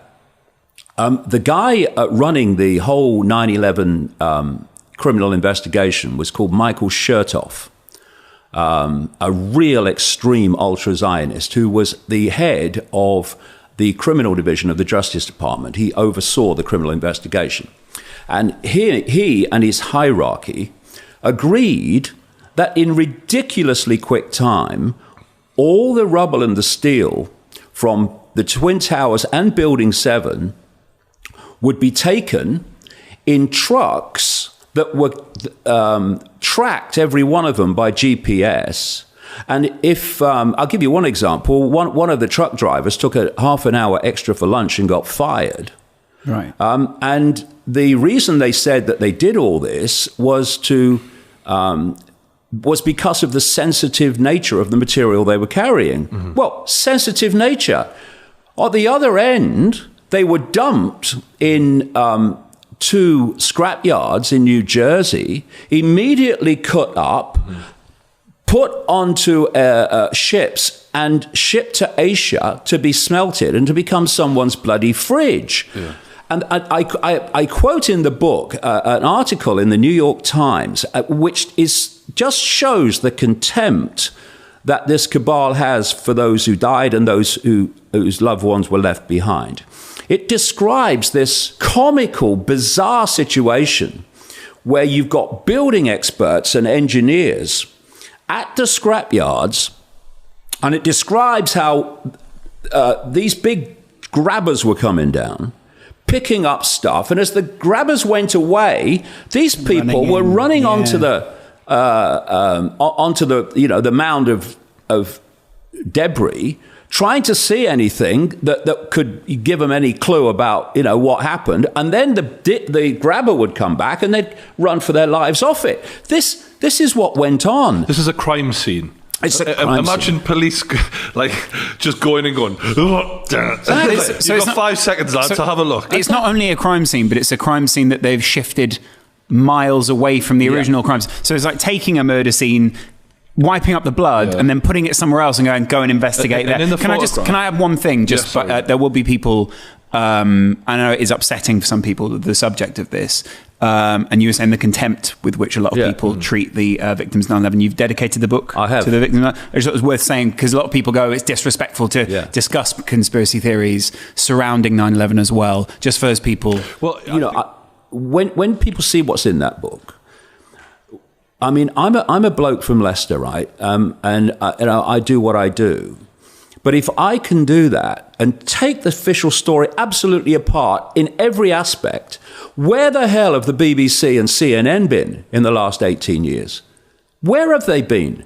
Why is it that, and I travel the world a lot, why have I never, ever, anywhere in the world seen one mainstream media documentary questioning the official story? Well, I wouldn't say predicted this, but you made claims, I think, in the early 2000s, before this happened, maybe late 90s, I think it was 98, that a terror attack in a major US city would happen in order to push it on. Yeah. Basically, 9/11 is a extreme example of a technique that I've been calling since the 1990s, problem, reaction, solution. It's a technique that's used on us all the time. You want to change the world in a certain way, and you want to push the world in a certain direction. You want to do certain things, which if you just openly announce this is what we're going to do, or we want to do, you'll get a pushback. People will go, what do you mean? What are we going to do that for? Well, what's the justification of that? Yeah. Like regime change in a series of countries in the Middle East and invading Afghanistan, etc. Well, nobody ever wants to go to war. And I think there was a quote, wasn't Bush, it was one of his people who goes something like a new Pearl Harbor. There was a quote that went around where we need a new Pearl Harbor. Yeah. I can give you chapter and verse on that. Yeah. And that alone is devastating to the official story.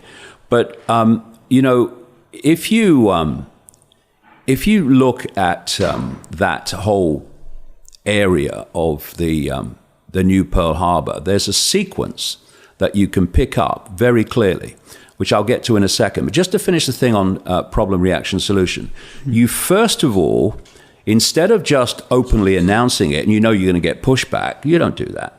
You create a problem. It could be a terrorist attack, it could be a war, it could be a run on a currency, it could be a government collapse. Anything that will give you the opportunity to give the solution to the problem you're creating. Crucially, you name another villain as soon as you can. And bin Laden and Afghanistan were being named literally within an hour. That was amazing. Looking back at it, how quick they had been. It's like, well, if you knew this guy was such a fucking problem, why is he fucking able to do this sort of stuff?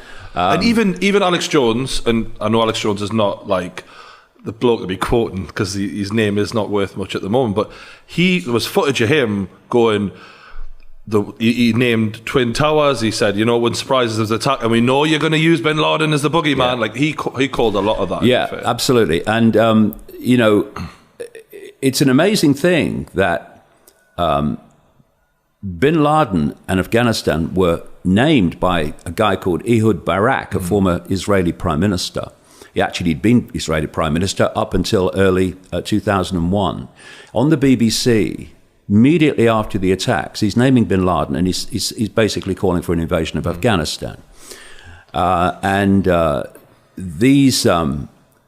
These things are all planned because you create the problem and you blame someone else for it. And you've got to get your villain in early so that villain then becomes the official story. It dominates who did it. And you're looking at stage 2 of problem, reaction, solution with a reaction from the public. What you want them in fear, outrage, and you want them to basically say, do something, this can't go on, what they're going to do about it. And then you, who've covertly created the problem and got that reaction, then openly offer the solutions to the problems you've created. And if we go to what you mentioned there about a new Pearl Harbor, here's a sequence. In 1979, the so-called father of Israeli intelligence, a man called Issa Harel, told an American journalist that he felt that the Arab terrorists were going to target the biggest building in New York because it was a phallic symbol, and that would, in psychological terms, help to break the spirit of America. In the same year of 1979, Benjamin Netanyahu started having conferences, one in 79, one in 1984, which American officials and Father George Bush attended, in which he was calling for a war on terror and calling for the removal of Saddam Hussein in Iraq.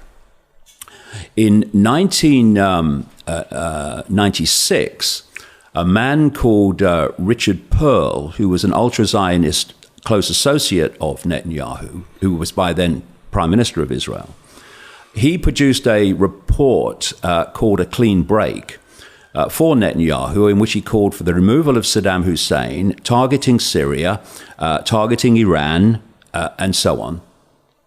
And then in 1997, an organization with Richard Pearl involved heavily was created in America called the Project for the New American Century. This was an ultra-Zionist organization which was co-founded by two big-time Israel firsters and associates of Netanyahu called William Kristol and Robert Kagan. In the Project for the New American Century in 1997, when it was formed, and right up and across 9/11, was Dick Cheney, who at the time of 9/11 would be de facto president, officially vice president, Donald Rumsfeld, who would be 9/11 defense secretary, Paul Wolfowitz, who was 9/11 deputy defense secretary and the real power in the Pentagon, and Dov Zakheim, who at the time of 9/11 was comptroller of the Pentagon in charge of that entire budget. And there was another guy there in the Project for the American Century called John Bolton, who has been, until he got thrown out this very week as we speak, was pushing Trump into targeting countries that this Project for the New American Century wanted targeting. So come back into the sequence to 1998, when this organization wrote to President Bill Clinton calling for an invasion of Iraq to remove Saddam Hussein. You see what these people wanted, right? Come forward again to September 2000, 1 year before 9/11. The Project for the New American Century produced a report calling for, and it was basically a mirror of the Clean Break report. And it was written by these characters I've just been talking about, including this Richard Pearl, who'd done the Clean Break for Netanyahu. And it called for American forces to fight and decisively win multiple theater wars to regime change in a series of countries: Iraq, Libya, Syria, Lebanon, Iran, North Korea, and others. And in this document, it says this process of transformation, these regime changes, will necessarily be slow. And this is the quote: absent some catalyzing and catastrophic event like a new Pearl Harbor. That's where I heard it. Yeah. Right. And a few months later, a very few months later, the people that wrote that document, your Zakheims and your Cheneys and your Rumsfelds and your Wolfowitz and your Pearls, came to power in January 2001 with the Bush administration. And 9 months later, America had what Bush called at the time our Pearl Harbor, the Pearl Harbor of the 21st century, as a result of which, ever since, they've been ticking off this Iraq list. didn't make no sense because officially they weren't even involved in 9/11 anyway, and the weapons of mass destruction were obviously proved to be a load of bollocks. Yeah. Just to put it into context, though, for maybe some younger people who've never been exposed to your work before, the idea that a government could allow this to happen to their own people is unbelievable or hard to get their heads around. But this has been happening many times. To what I've researched anyway, I think Hitler, was it the Reichstag building? Yeah, Reichstag building, yeah. Yeah, and then some people actually say that Americans knew about Pearl Harbor before it happened. Oh, absolutely they did. I've gone into that in previous books, and some people have written whole books about Pearl Harbor alone. Because America was itching to get into the war from a government standpoint, but the people were like, no, keep us the fuck out of this. I'll tell you very, very, very quickly the background to that. Franklin Roosevelt won an election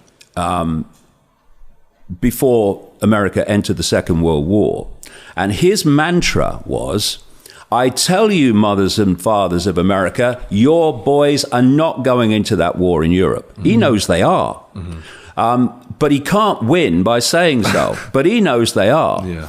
So what they look for, and this is how problem reaction solution works, they create an excuse which gives them the excuse to do what they wanted to do anyway, but also puts them in the clear. Because after the Pearl Harbor attack, by Japan, which was very clearly engineered.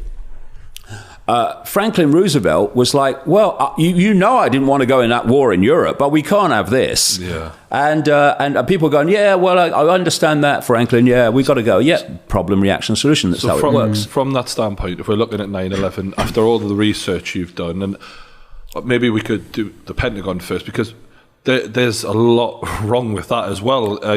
Where's the footage? They had 80-odd cameras there. 85 cameras. Where's the remains of the plane as well? Yeah. Because and the official reaction is, well, that's ridiculous. That's a conspiracy theory. Well, okay, there were 84 cameras in and around the Pentagon filming that day, which I know, and I saw in the book, the FBI came and took away that morning.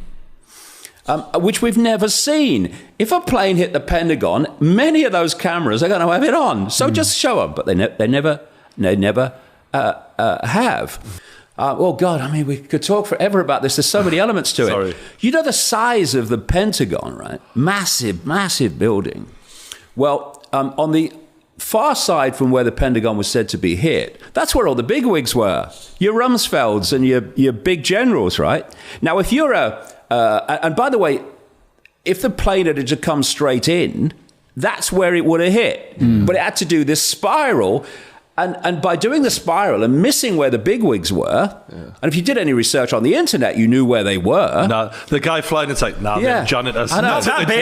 Let's hit the cleaners room. Yeah. We're going to need to do another circle, mate. You're going to hit the Rumsfelds. We've got to turn this around again. I'm having a mare here. Yeah. It comes round. Wait for this. It comes round, they say, and it hit something called Wedge 1.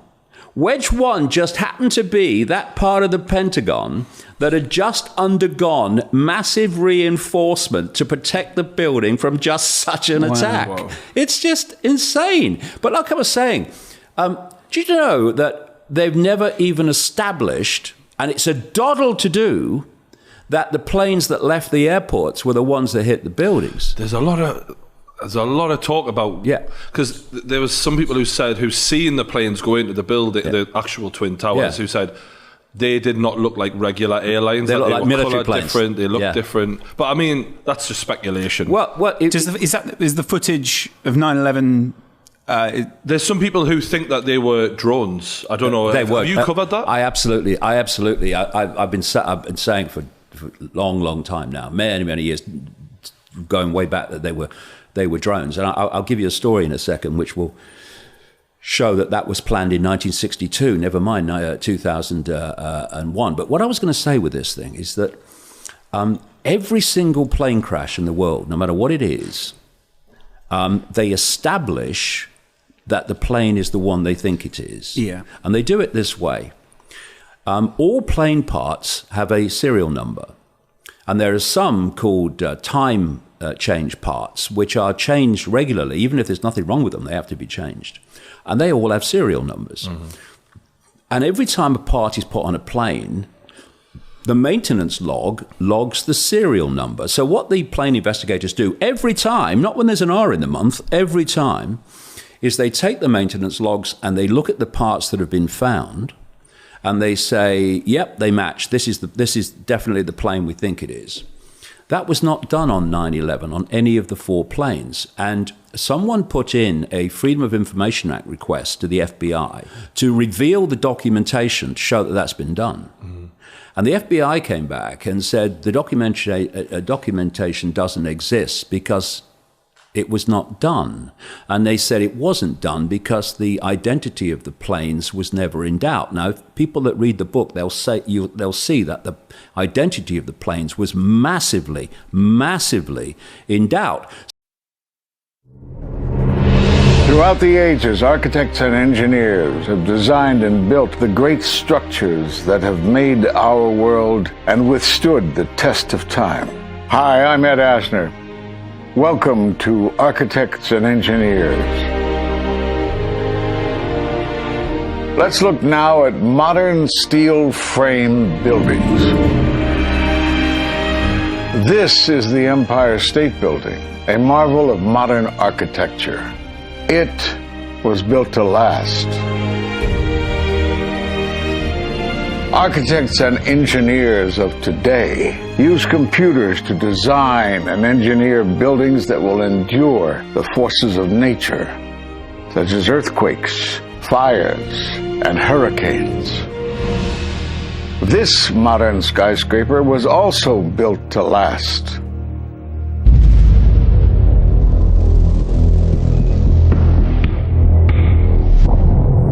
We've seen buildings completely destroyed like this before, but only when done intentionally.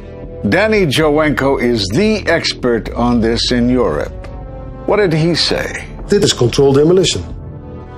Zeker weten. Zeker weten. Er is nagesprongen. Dit is in opdracht gebeurd. Het heeft een team gedaan van experts. Let's compare. Explosives are used to demolish buildings like this in just seconds. Okay, so it's a controlled demolition. What's the problem with that? Well, it happened on the afternoon of 9/11 at the World Trade Center. Let's just think about this. Controlled demolitions cannot be engineered and rigged in a day. It takes months. And therefore, this event must have been planned in advance. You hear that? Keep your eye on that building. It'll be coming down. Building is about to blow up. Moving back. We are walking back. There's a building about to blow up. People heard explosions.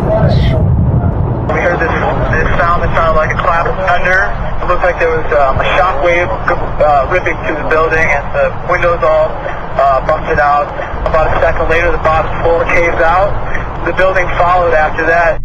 He takes his hand off, and you hear 3, 2, 1, and it was boom, boom, boom, boom, boom. And these reporters recognized it as a controlled demolition. And I turned in time to see what looked like a skyscraper implosion. It looked like it had been done by a demolition crew. The whole thing just collapsing down on itself. For the third time today, it's reminiscent of those pictures we've all seen too much on television before, when a building was deliberately destroyed by well-placed dynamite to knock it down. It was almost as if it were a planned implosion. It just pancaked. So what's the problem if this was a planned demolition? Well, we are told by government agencies that this building came down as a result of normal office fires. The National Institute of Standards and Technology produced their final report in 2008. World Trade Center 7 collapsed because of fires fueled by office furnishings. It did not collapse from explosives or from fuel oil fires. But what do you think brought down the building? And what caught my eye is more than 1,300 architects and engineers examine the evidence about Building 7's collapse and disagree with the official report issued by the National Institute of Standards and Technology. I certainly am much more open-minded about it than I was, and it is because of the involvement of the 9/11 families and all these engineers and architects. You are about to hear from architect of 23 years, Richard Gage, AIA, member of the American Institute of Architects and founder of Architects and Engineers for 9/11 Truth. Now there are more than 1,500 architects and engineers who say that it could not have been brought down by office fires. They are backed by 9/11 family members who are calling for an independent, unbiased investigation. I'm Richard Gage. Fires have never before caused the collapse of any skyscraper, even though there are numerous examples of much hotter, larger, and longer-lasting fires in these buildings. And in the case of Building 7, the fire that NIST said started the collapse had actually burned out over an hour before. It could not have caused the collapse, as NIST claims. Yet this 47-story, modern steel-frame skyscraper, which was not hit by an airplane, collapses mostly into its own footprint like a house of cards, as fast as a bowling ball falling off the side of the building, in just under 7 seconds. Listen to the experts. Building number 7 descended in free fall for the first 100 feet, which means that there was absolutely no resistance to the descent whatsoever. NIST has admitted it went into free fall for 8 stories. And going from motionless to free fall instantly, that's a bothersome part of the puzzle because NIST never explained it. We've got a building that came down in its own footprint, so all of the columns really needed to be severed at the same time in order for that structure to fall the way that we saw. The symmetry is the smoking gun. The whole building completely comes down in one continuous motion. There couldn't have been any structural resistance. According to NIST, the failure occurred at column 79 on level 12. They're talking about a single columnar collapse or failure that resulted in a total collapse of the building. It is possible that you could have a local failure as a result of a connection failing. But the likelihood of that failure dragging the entire building in such a fashion that all the columns would fail at the same time is an impossibility. Impossibility? Yes. What I saw, it was a classic implosion. The center of the core, the penthouse area, starts to move first, and then the building follows along with it.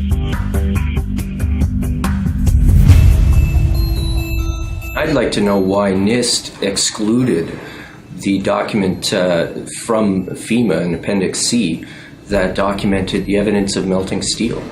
Why is this forensic evidence not being included in the report? In an office fire, you cannot generate enough heat to melt steel. And yet we have evidence of molten iron.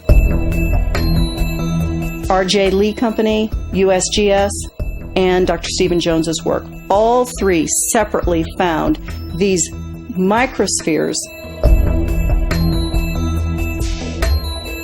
In the dust, we found what we characterize as unreacted thermitic material in the shape of some very tiny red-gray chips, which have different properties, and in the reaction they produce molten iron, which is the prime indication of a thermitic reaction. And such a reaction can be used to destroy steel structures.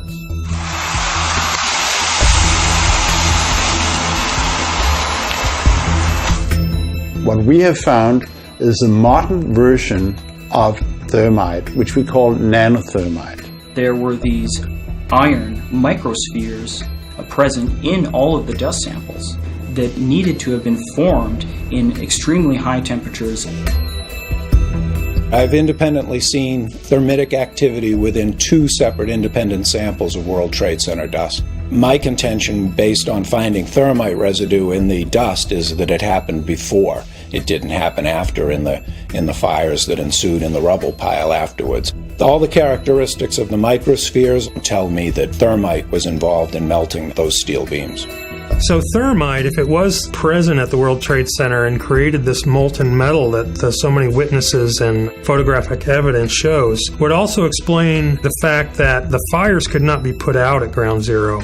The only thing that is consistent with all of the evidence that we have that could cause such a thing is the use of thermite to cut through the steel. You'd get down below and you'd see molten steel running down the channel rails. Like you're in a foundry. Yeah. Like lava. Like lava from a volcano. Well, the manual gets into thermite, and if it says if you have melted steel or concrete, which we had on 9/11, we should test for it. It's this fused element of steel, molten steel and concrete and all of these things all fused by the heat into one single element. We're asking for an investigation that follows national standards. There's no excuse to not test for this. If terrorists use explosives in 93, why didn't we test for them? If all these witnesses heard explosions, why aren't we testing for them? NIST concedes that they found no evidence for explosives. So then we asked them, well, did you look? And they said, no, we did not look for explosives or residues of explosives.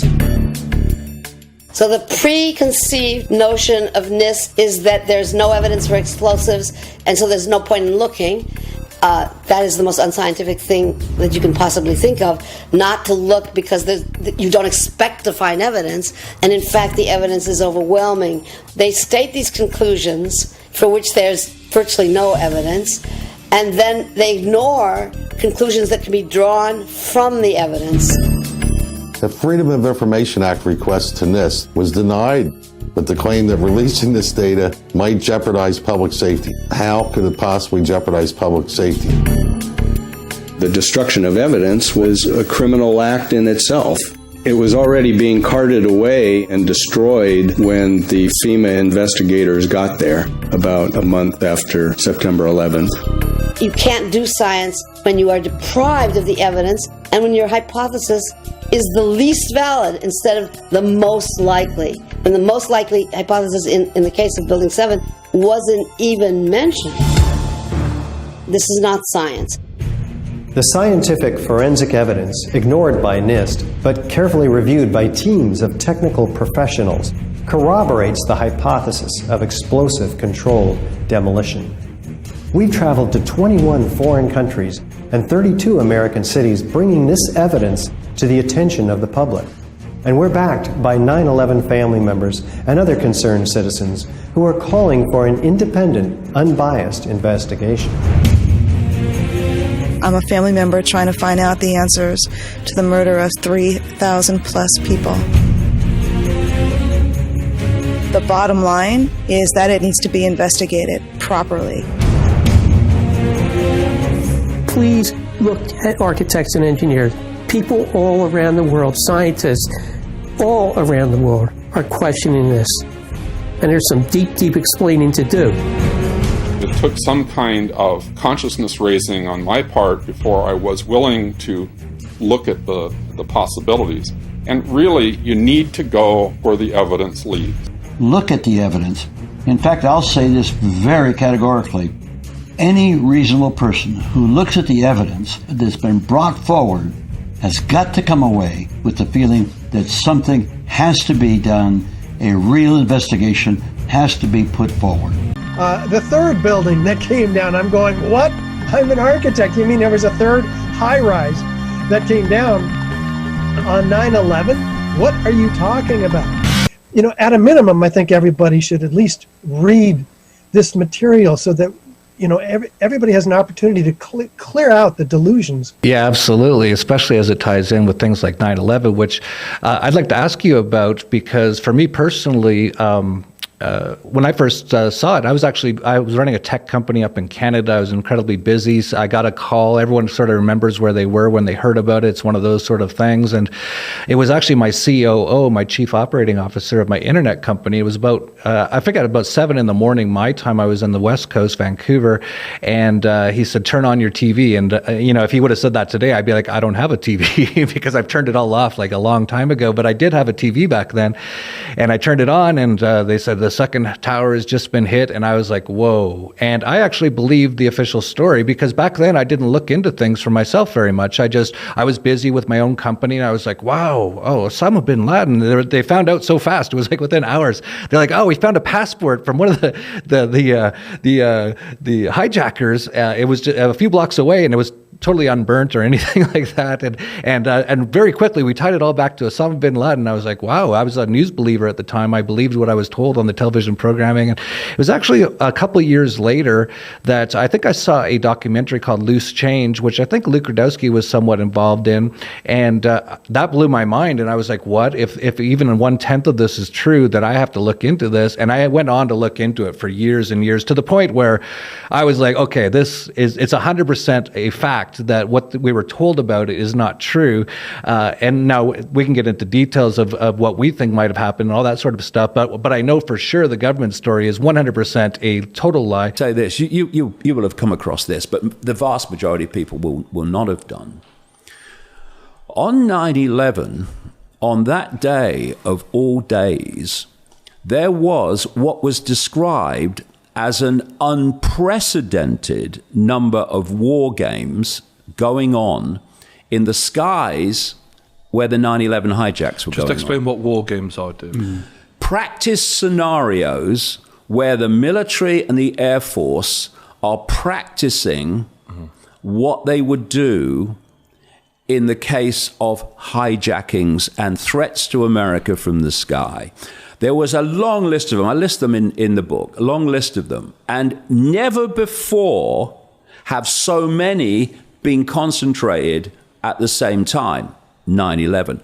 One of the scenarios they were playing out while these hijacks were going on was of a plane hitting the National Reconnaissance Office in Washington, D.C. And by the way, when they're playing out these war games, they employ actors and actresses to play out roles. For instance, in the National Reconnaissance scenario, there was smoke bombs going off to simulate the building being hit. There were people on the staff that had scripts to follow in reaction to it, and there were people in the building given phone calls to make with scripts. These war games were going on. Now, on the reaction system to hijackings or attacks from the air in America is orchestrated by an organization called NORAD. Air Force organization, and the reaction center with regard to 9/11 was a place called Rome in New York State. And I published some of the record of the tapes of what was going on and what they were saying.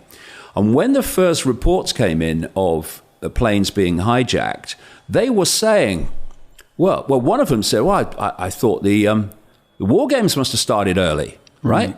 And they were asking, is this real or is this scenario? Completely confused them. But there's something else. On their screens, and on the screens of air traffic controllers, were simulated planes that didn't exist.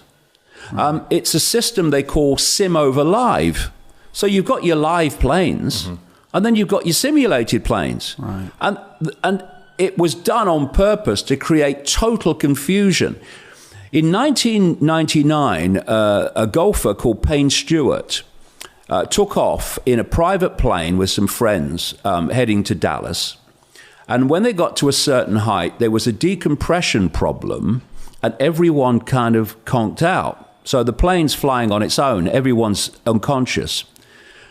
Within no time, the air traffic controller has contacted NORAD, which is absolutely the regulations. If you think there's any problem, contact NORAD. That's in the regulations.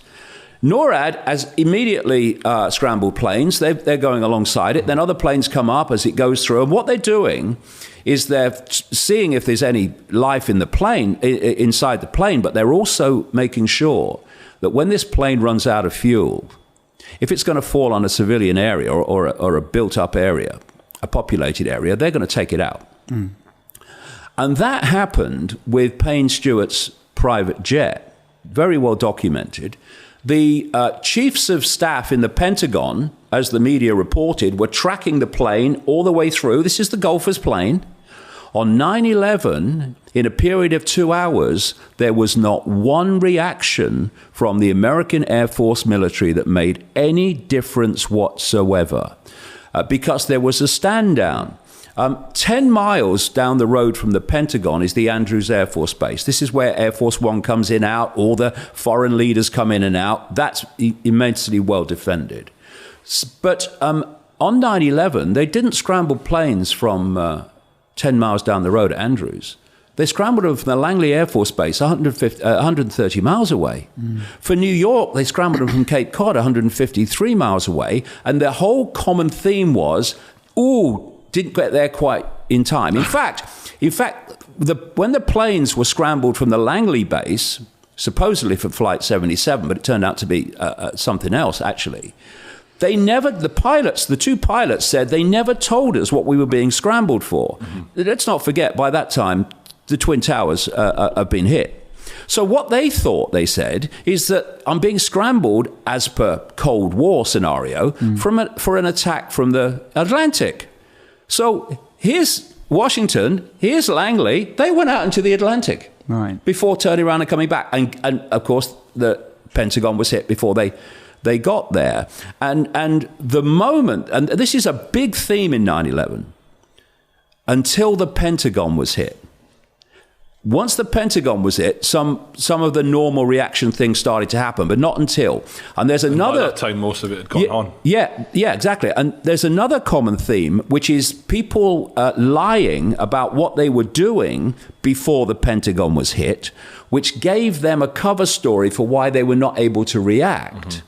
And once the Pentagon was hit, as the mainstream media reported at the time, they scrambled planes from Andrews, 10 miles down the road, to protect the skies above Washington. Another thing, Washington, and many tenants say the World Trade Center too, is within a no-fly zone called P56, and it's basically based around the Washington Monument, and there's an inner section, there's a middle section, there's an outer section, apparently.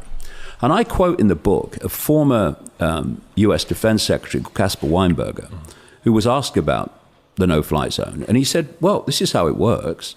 He said, Washington is ringed with air bases. Among them is Andrews Air Force Base.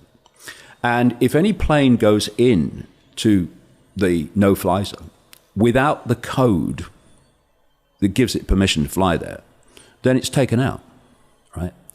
I quote insiders of the Pentagon who worked at the Pentagon, and this is obvious anyway, describing how the Pentagon is defended by ground-to-air missiles. I mean, it would be, wouldn't it? It's the home of the American military. So that means basically that they're ready to go straight away. Yeah. Go inside, you're down. Where were they on 9/11?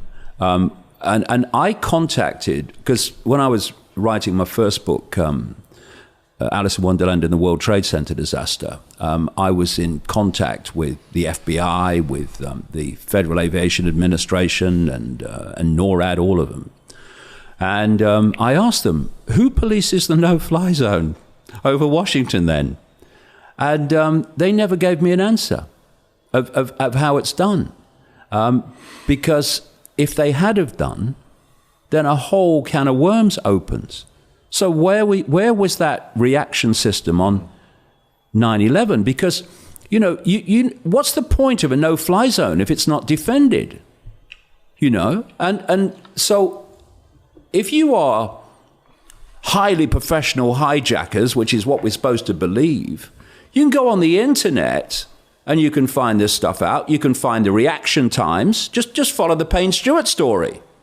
And yet Flight 77, we are asked to believe, was flown 40 minutes out into the Midwest and then turned round and flown back. At 80 minutes it was in the air, 40 minutes after it was known to be, quote, hijacked. And there was no response from the American military that is normally up there in no time. 125 times in the previous year, there were questions about planes. Boom, they're up there. But not on 9/11, because it was a stand down. Because there was a guy called Leroy Fletcher Prouty. He wrote books on the Kennedy assassination. He was a big-time intelligence military government insider. In fact, one of the characters in the movie JFK was apparently based on him. He died just before 9/11, actually. And he was describing assassinations, but of course this fits perfectly as well. And he said, if you want to know who was involved in an assassination, look who had the power and used it to remove the normal security. Well, it's like Goodfellas, isn't it? Yeah. Right. I'm the commandant. Yeah. Like removing the normal security systems. Because as he pointed out, assassinations, in like 9/11 too, are not just made to happen. They have to be allowed to happen, because otherwise the normal security responses would stop them happening. So you have to stand them down. Securicom, the company in charge of World Trade Center security, who removed all guards and sniffer dogs from the buildings on September 10th, so that the charges which brought down the towers in controlled explosions could be planted. If we now ask, who is the chief of Securicom? Who do we find? Marvin P. Bush, brother of George W. Bush, son of the man who orchestrated the plot to assassinate President Kennedy, and grandson of the man who made the family fortune from Auschwitz slave labor. It was now that Abraham Zapruder pressed the trigger on his 8mm cine camera. Ever since that moment, the world has accepted that what he recorded was the definitive account of what really happened. What people must appreciate is that what they have just seen is not at all what really happened. Had you actually been there on the day, this is what you would have seen.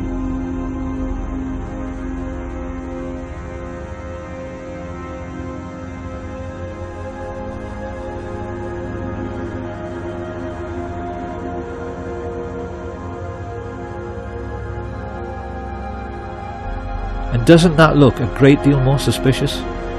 So just exactly what did happen during the 10 seconds that Bruder was filming.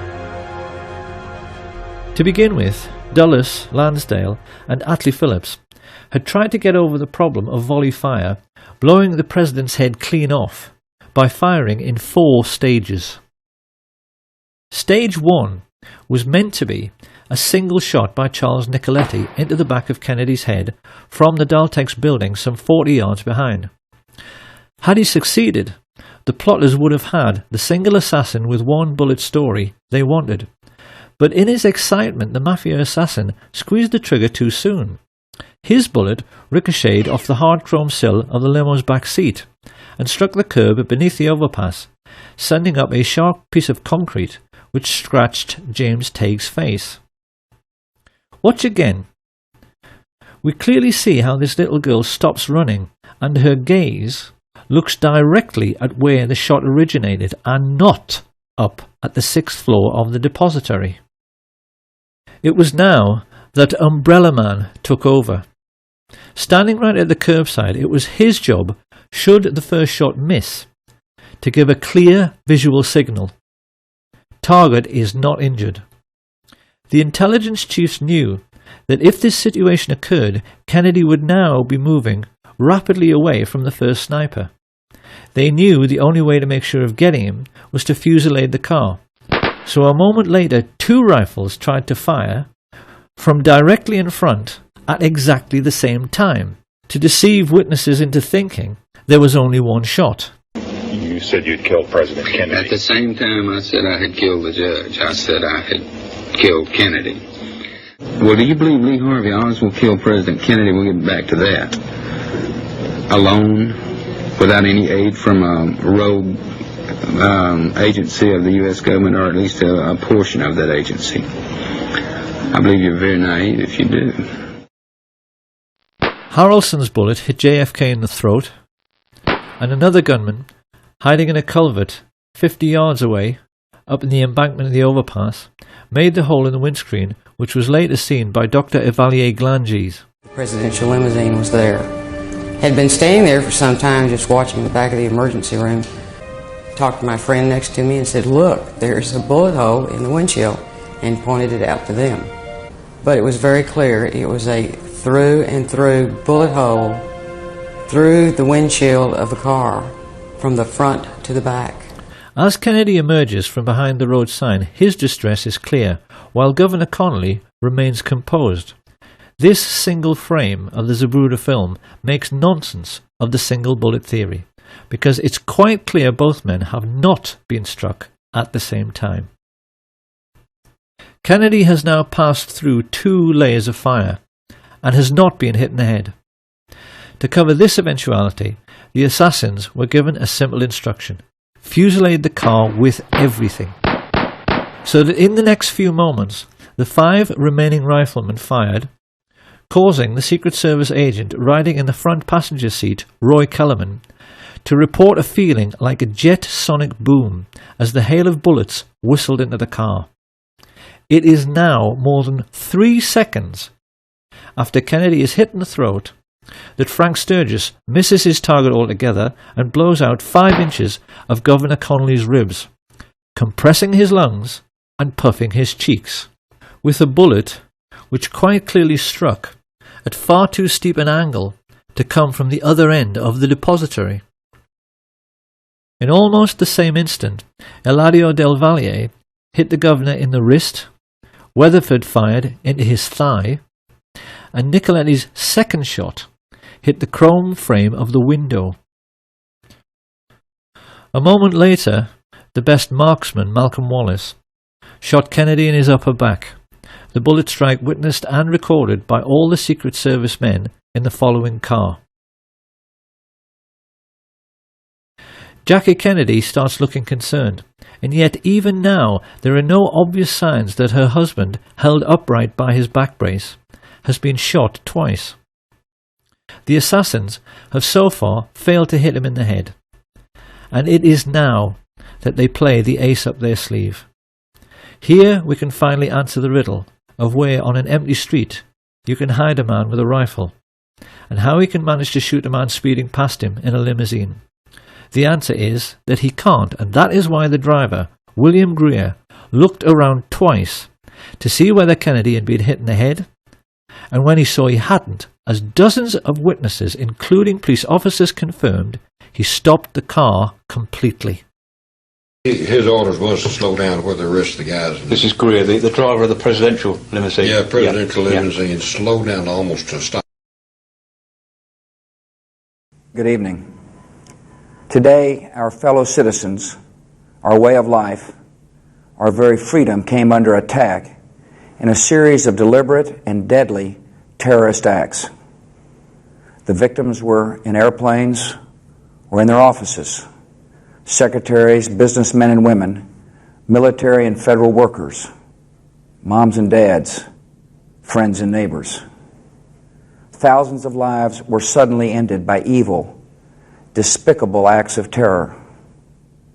The pictures of airplanes flying into buildings, fires burning, huge structures collapsing, have filled us with disbelief, terrible sadness, and a quiet, unyielding anger. These acts of mass murder were intended to frighten our nation into chaos and retreat. But they have failed. Our country is strong. A great people has been moved to defend a great nation.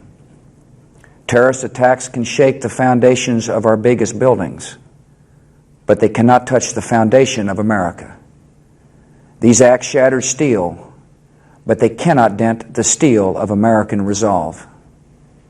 America was targeted for attack because we're the brightest beacon for freedom and opportunity in the world, and no one will keep that light from shining.